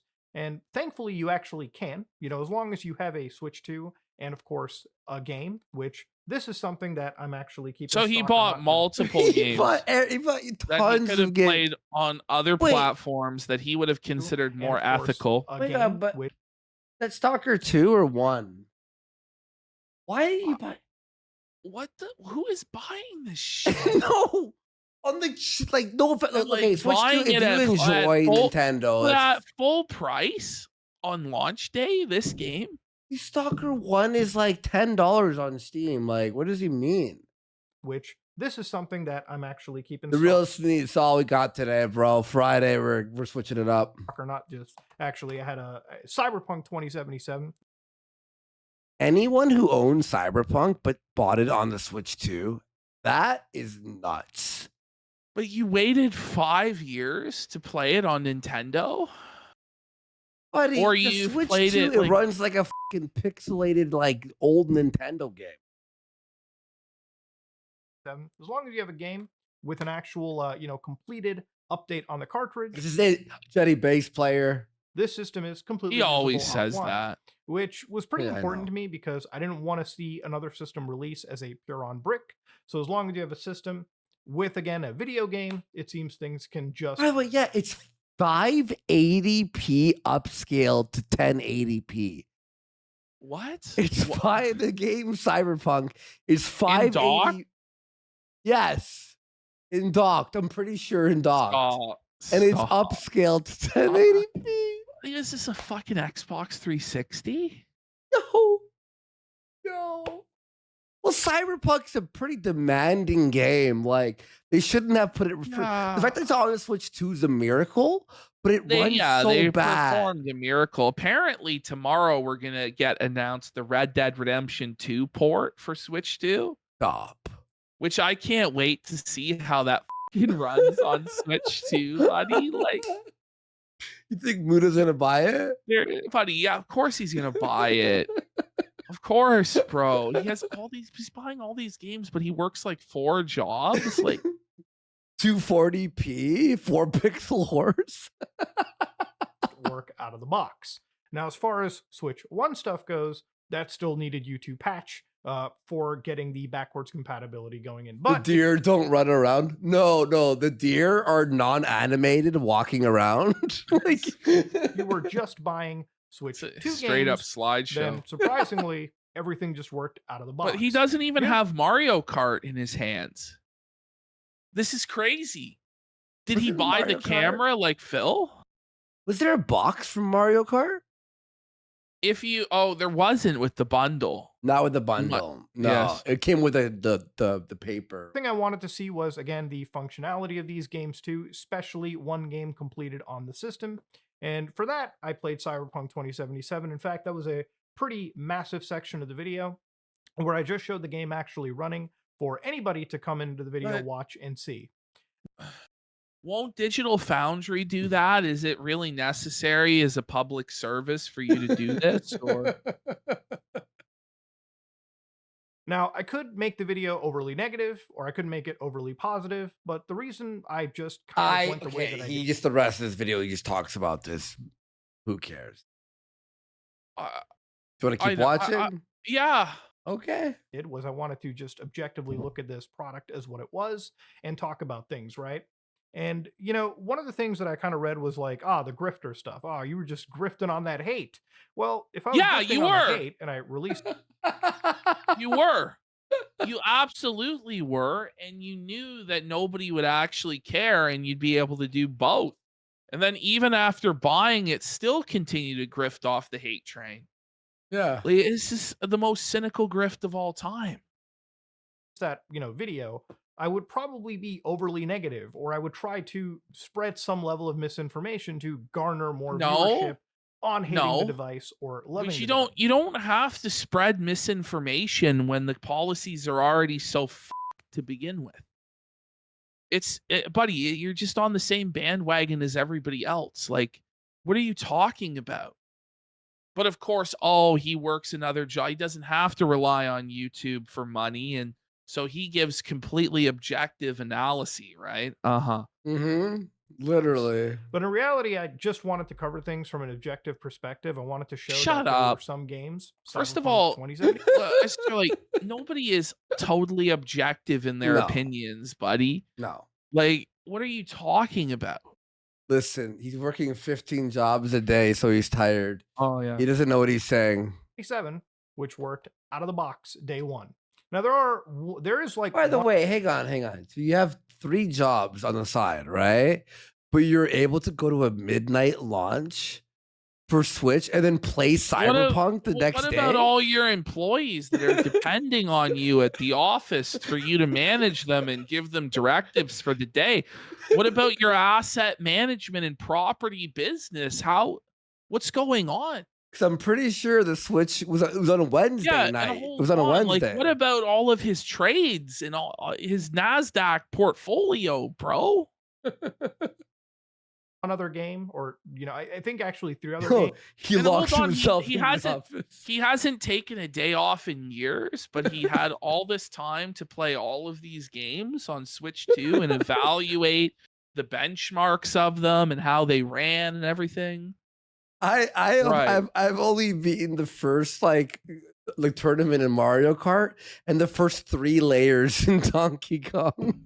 I'm in the snow layer and I've had the Switch for a long time. Games, all from Nintendo, that all come pretty much on the cartridge, being Mario Kart World. Look at this. Legend of the Zelda. camera going intentionally. He did that on purpose, bro. He intentionally put it out of focus to like show he's a common man. No, he actually did. This is such fucking bullshit, bro. This is both like on the cartridge. Wait. I think actually 3 other games, all from Nintendo. That, to be fair, I think it's the lighting change because these old Logitechs sometimes. No, buddy. He has somebody behind him that's adjusting it, and he had a code phrase. Everything about this guy is a fabrication. Everything is fraudulent, and everything is calculated for effect. It's all lies. all come pretty much on the cartridge, being Imagine Mario though, Kart like, World. You're a million subscribers, right? Millions and millions, and you don't re-record. That's where it's just like, right. but he's got a job. He has to film quickly. Okay, buddy. It's all to show he's so above it all. He doesn't care. This is all just a hobby because he runs 4 different 9-to-5s at once. And Legend of Zelda, both Legend of Zeldas, and they all just come pretty much without that game key card stuff. So one of the things he bought both Legends of Zeldas for the Switch 2 at 130 each. Yeah, 130 Canadian dollars a piece for Muda here. And it's like, so bro, you spent thousands of dollars enabling even their worst policies, like re-releasing fucking years old games for more than they charged for it at launch. Like substantially more. It's crazy when you say it like that, buddy. Obviously buy the game key card stuff. Like, I didn't go out into the store and purchase those gimped copies that I was speaking so much against, which again, I only really talking about. It's all fucking gimped, buddy.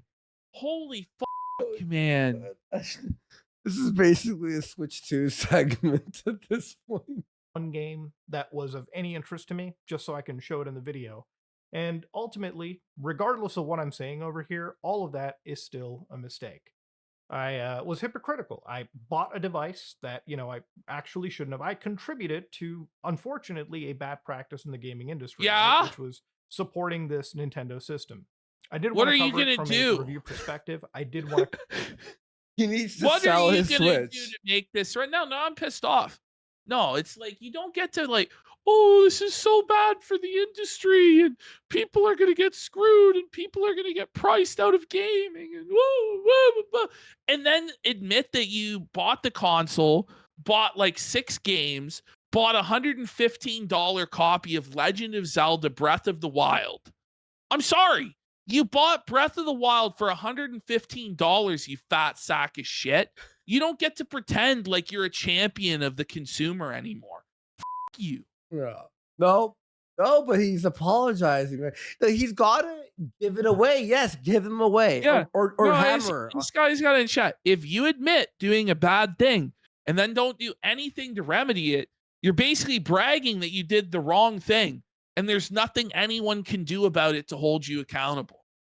Because it's not like he's like, listen, it's really not that big of a deal. He's still being like, listen, this is so bad for the industry, but I did it anyway because I just couldn't control myself because I'm a consumer. But I expect all of you out there to control yourselves and not buy this. And it's like, this is exactly how we get these problems in the industry because no one can control it. Listen. Great if point. This is our champion, if this is our hero that's supposed to be leading the way and being this shining example, this shining star, and even he can't do it, but not only that, not only can he not live up to his values, he can't even hide that he's fucking doing it. Like, at least when the televangelists hookers and do drugs, they try and hide it. Yeah. He just outright posted himself outside of the fucking GameStop. It is like, look here, guys, I ordered the hookers and blow. Yeah. Right. Okay. So we're then.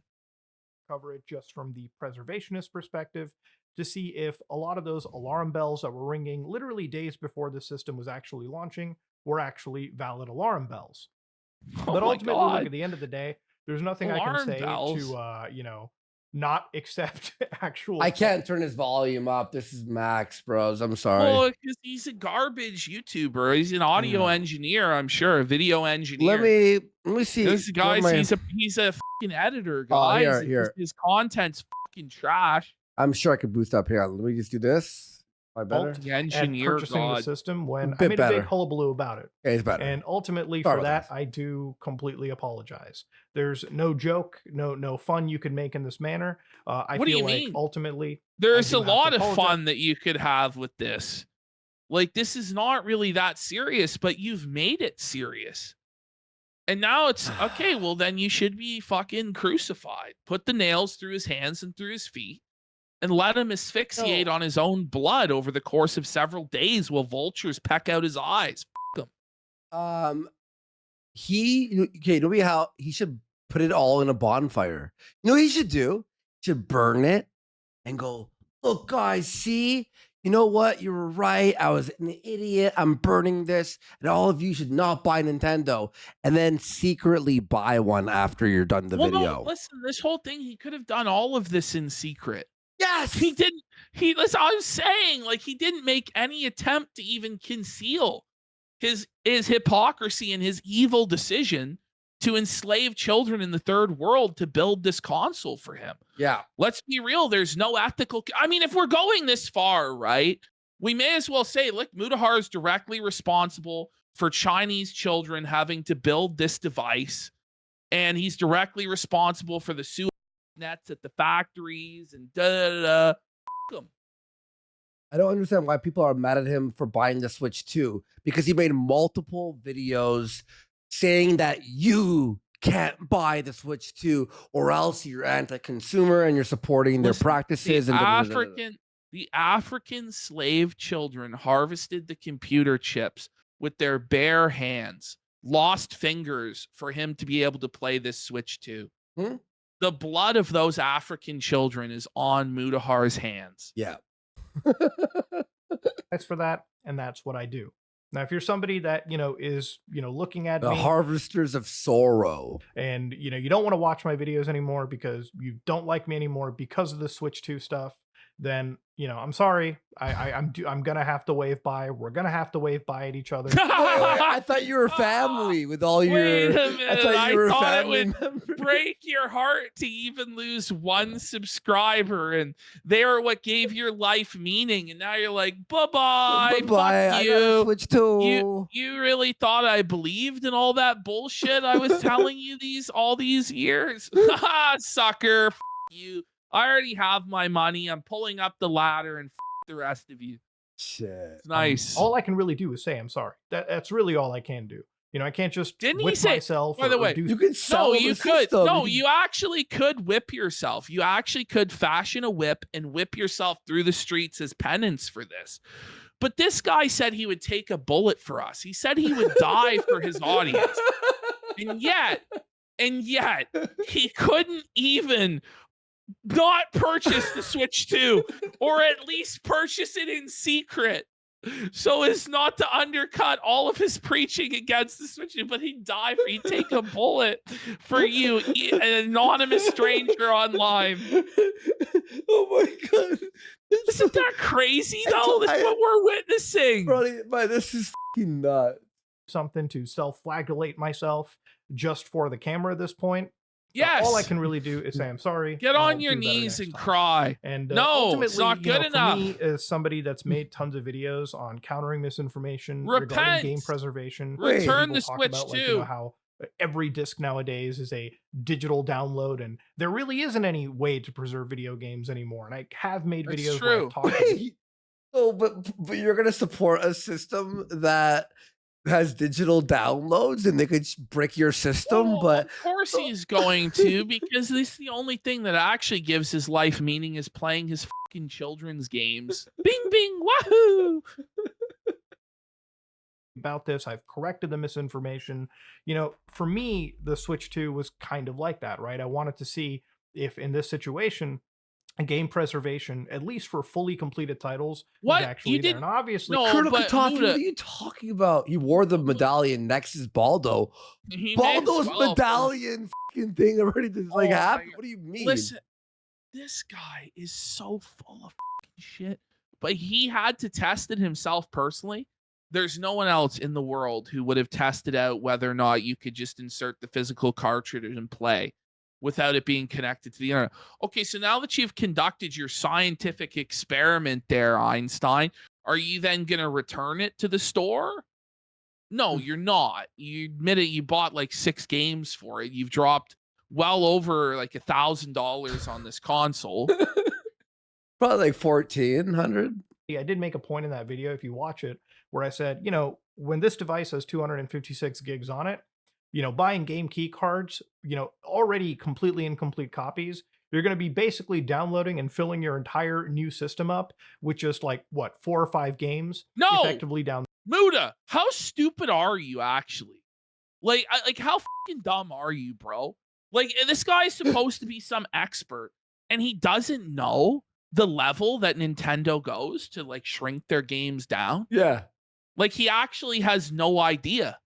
Like, he really just doesn't know anything. I was He's able just to dumb. fit my entire Switch 1 library from digital download onto my fucking Switch 2. Like literally Yeah. every fucking game. Like Listen, brrr. 256 gigabytes on Switch 2 is pretty adequate.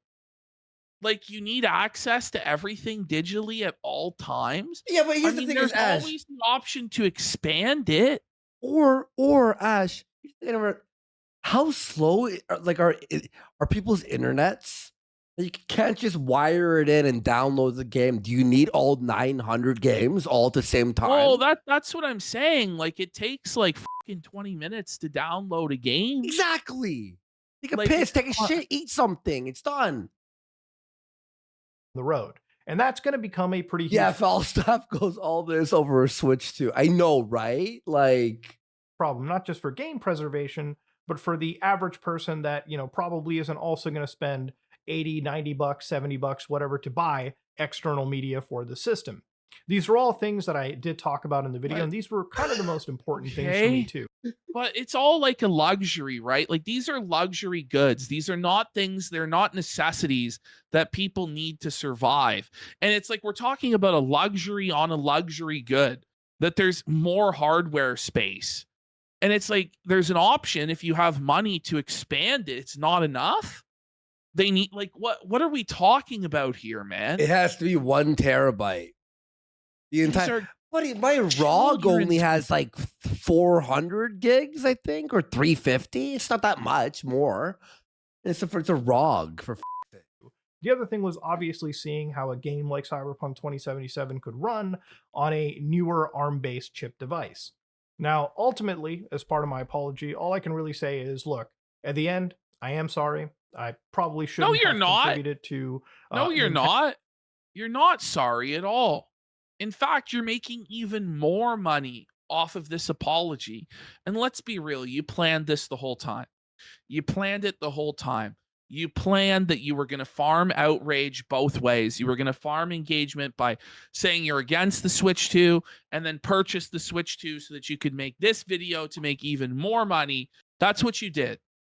And I don't believe anything this guy says. Yo, bro.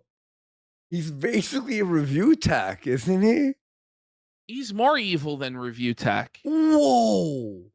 He really is. Like at least review tech is high and stupid. Like yeah, review tech doesn't lie. Like he does lie, but like he lies like to save his ass.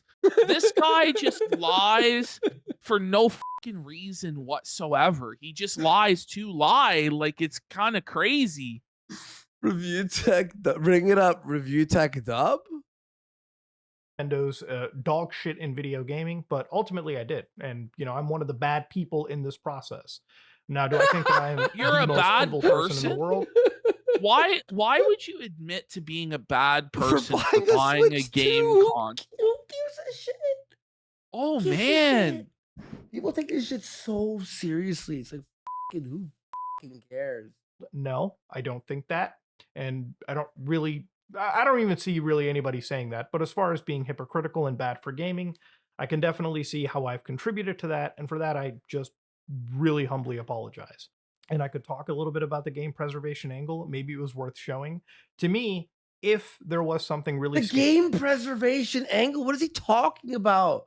Anything about it in this device? I'm saying you're saying he's repeating so because he knows, by the way, that there's still 2 minutes left until that sweet 10-minute marker, and he needs to get there. And he's gonna do anything and everything in his power to ensure that he can have multiple ad breaks on this apology. Warranted purchase, because then I could at least alert some He's people talking that yeah, so this thing slow. is actually a confirmed brick. Yes, actually, all these games, even the ones that ship completely on cart, don't just work day one. These would be pretty huge points. But when I actually got the device and I tested it myself, I couldn't find that to be the case. So it was really just. By the way, this whole day one shit, it's like it's not just Switch 2 though. Every game now is not finished when it's released. Like, oh, I want to play it right out of the box. Yeah, and then get every glitch known to man. The thing is, like, I was a real believer in physical, but in reality now it just doesn't matter. No, all you're doing is wasting your fucking time. You're wasting space in your fucking house. It doesn't even come with an instruction booklet at this point. Yeah, I'm too lazy to physical too. And it's the thing too. It's like, listen, you got to get up every time to switch the disc or the fucking cartridge. And you scratch the disc by accident. Now it's fucking glitching. That's the thing. Like, it could be destroyed. You could have a fucking flood or a natural disaster destroy your entire collection. Whereas if it's digital, now it's like, even if your console gets fucking bricked or whatever, you get a new one and re-download the library.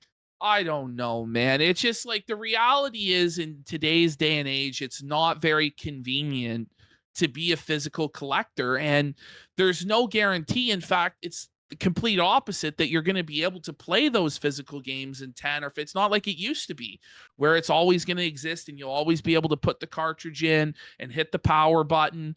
So I don't know, like, so he says, I'll take, listen, I wish that physical games actually had the game on the disc or on the fucking cartridge, but they don't, bro. They don't. It would and I don't have any control over that, bro. it would also have to be that you have to buy the game after it's been out for a month. Because let's be real, games are so complex now that some people will play games and find a glitch that it was impossible to find. Here's the thing. Of course, you don't actually own the digital games either. Oh, yeah, and then, no. of course, they can nuke your account for whatever fucking reason. They can do whatever they want to you. But the reality is that going forward, you don't really have a choice. And it's over, bro.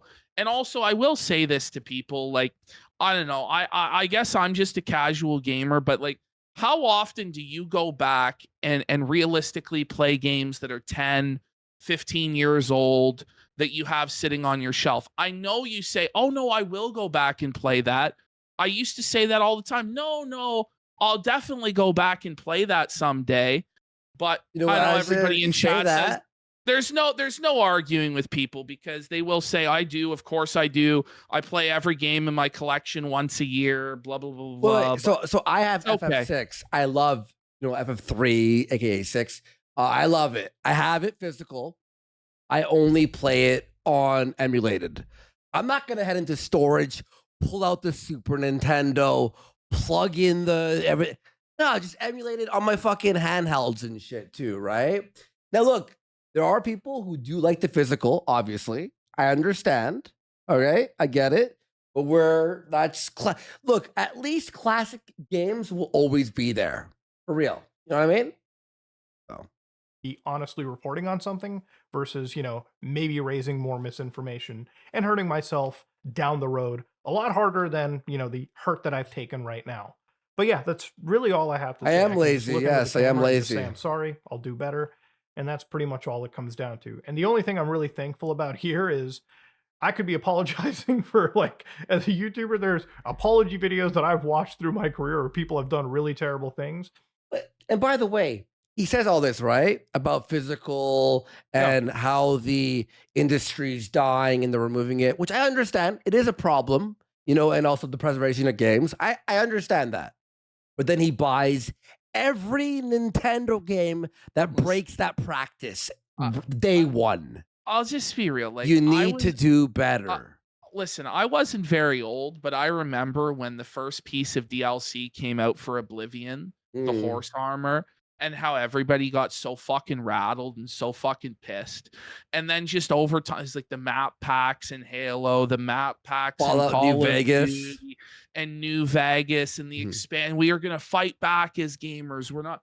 And everybody bought it anyway. It was super profitable. And then I remember like microtransactions and loot boxes and everybody freaking out about it, and Madden Ultimate Team and EA and FIFA Ultimate Team and all this fucking shit, and everybody pissing and fucking whinging. And ultimately all of that shit became normalized, and this will become normalized too. And it's just the way it is. And it's like, well, we're going to fight back and we're going to mobilize and we're going to complain on the internet. Good luck with that. Yeah. I mean, listen, you can postpone it for a period of time. Like, when Xbox One came out, there was such a backlash against what Don Matrick was saying, where it always has to be online and, you're not going to be able to share your games. But Nintendo is like normalizing shit like that with like the digital cartridge shit or whatever is basically the same as you can't share your fucking games. And there are motherfuckers who are going out and buying used copies of Switch 1 games, putting it in and getting their console fucking bricked. And so I just don't know. Like, I understand, like, do what you want, fight the good fight, say whatever.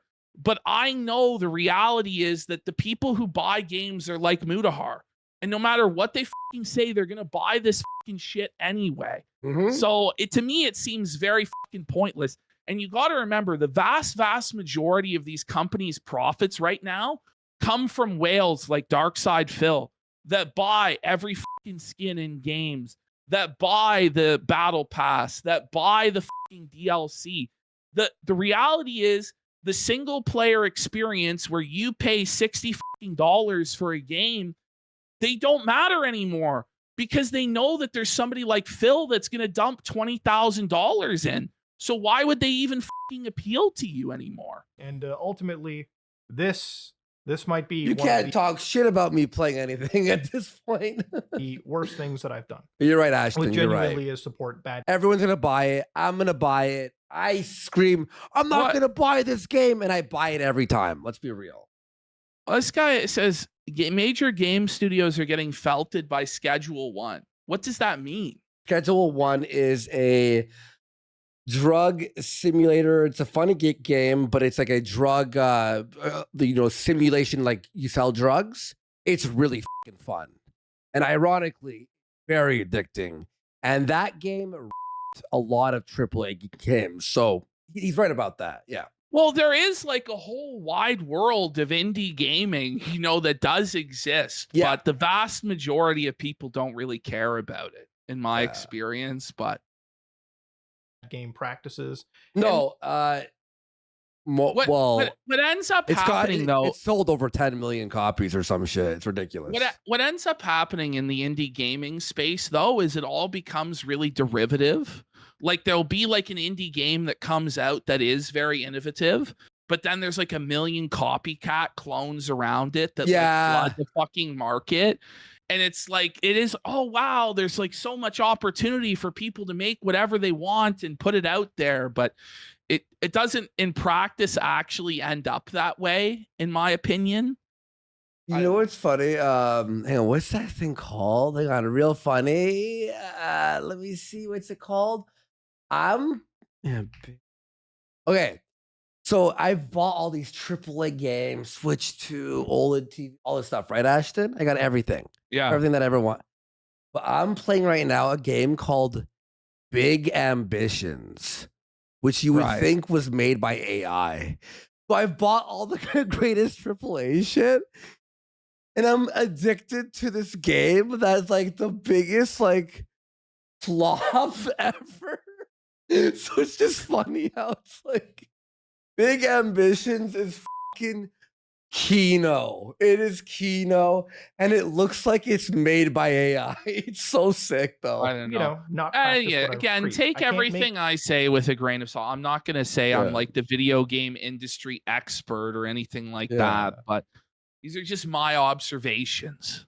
Yeah, those I'm telling you, Big Ambitions, so addicting. Videos where I say I'm not going to be best buying game a Nintendo ever. Switch, day one at least, and then here I am buying it day one. Even if personally I felt making the content, and at least if I could find something scathing about it, I should work I at could talk about it, IGN. sure. Ubermosh, I'm telling you, it's incredible, bro. But for me, I'm still not. It's better than somebody that Schedule 1 by is 10. in line to be Fuck Schedule 1. I guess known as a hypocrite in this regard, and for that I do apologize. I've done something wrong, which is purchasing the device after the hullabaloo that I've raised. Oh and, my god! For that, all Look I can at do him. is honestly just apologize. Really, that's all I can do. So if you accept this apology, great. If you don't accept this apology, then it is what it is. But yeah. What a great cope, bud. All right. Our word is really all right, guys. Oh my god! If you want a fun, addicting simulator, Friday. Big Ambitions, I swear to God, it is. Ash, you play something and you're like, ooh, that's bad that I started this because it's kind of like crack. Yeah. Anyway, guys, so Ash, did you like the Muta segment we set up here? Oh yeah, I thought it was actually really He's good. getting felt. A lot of fun with it. It's over, isn't it? Yeah. All right, guys. Well, we'll see you on Friday. Another big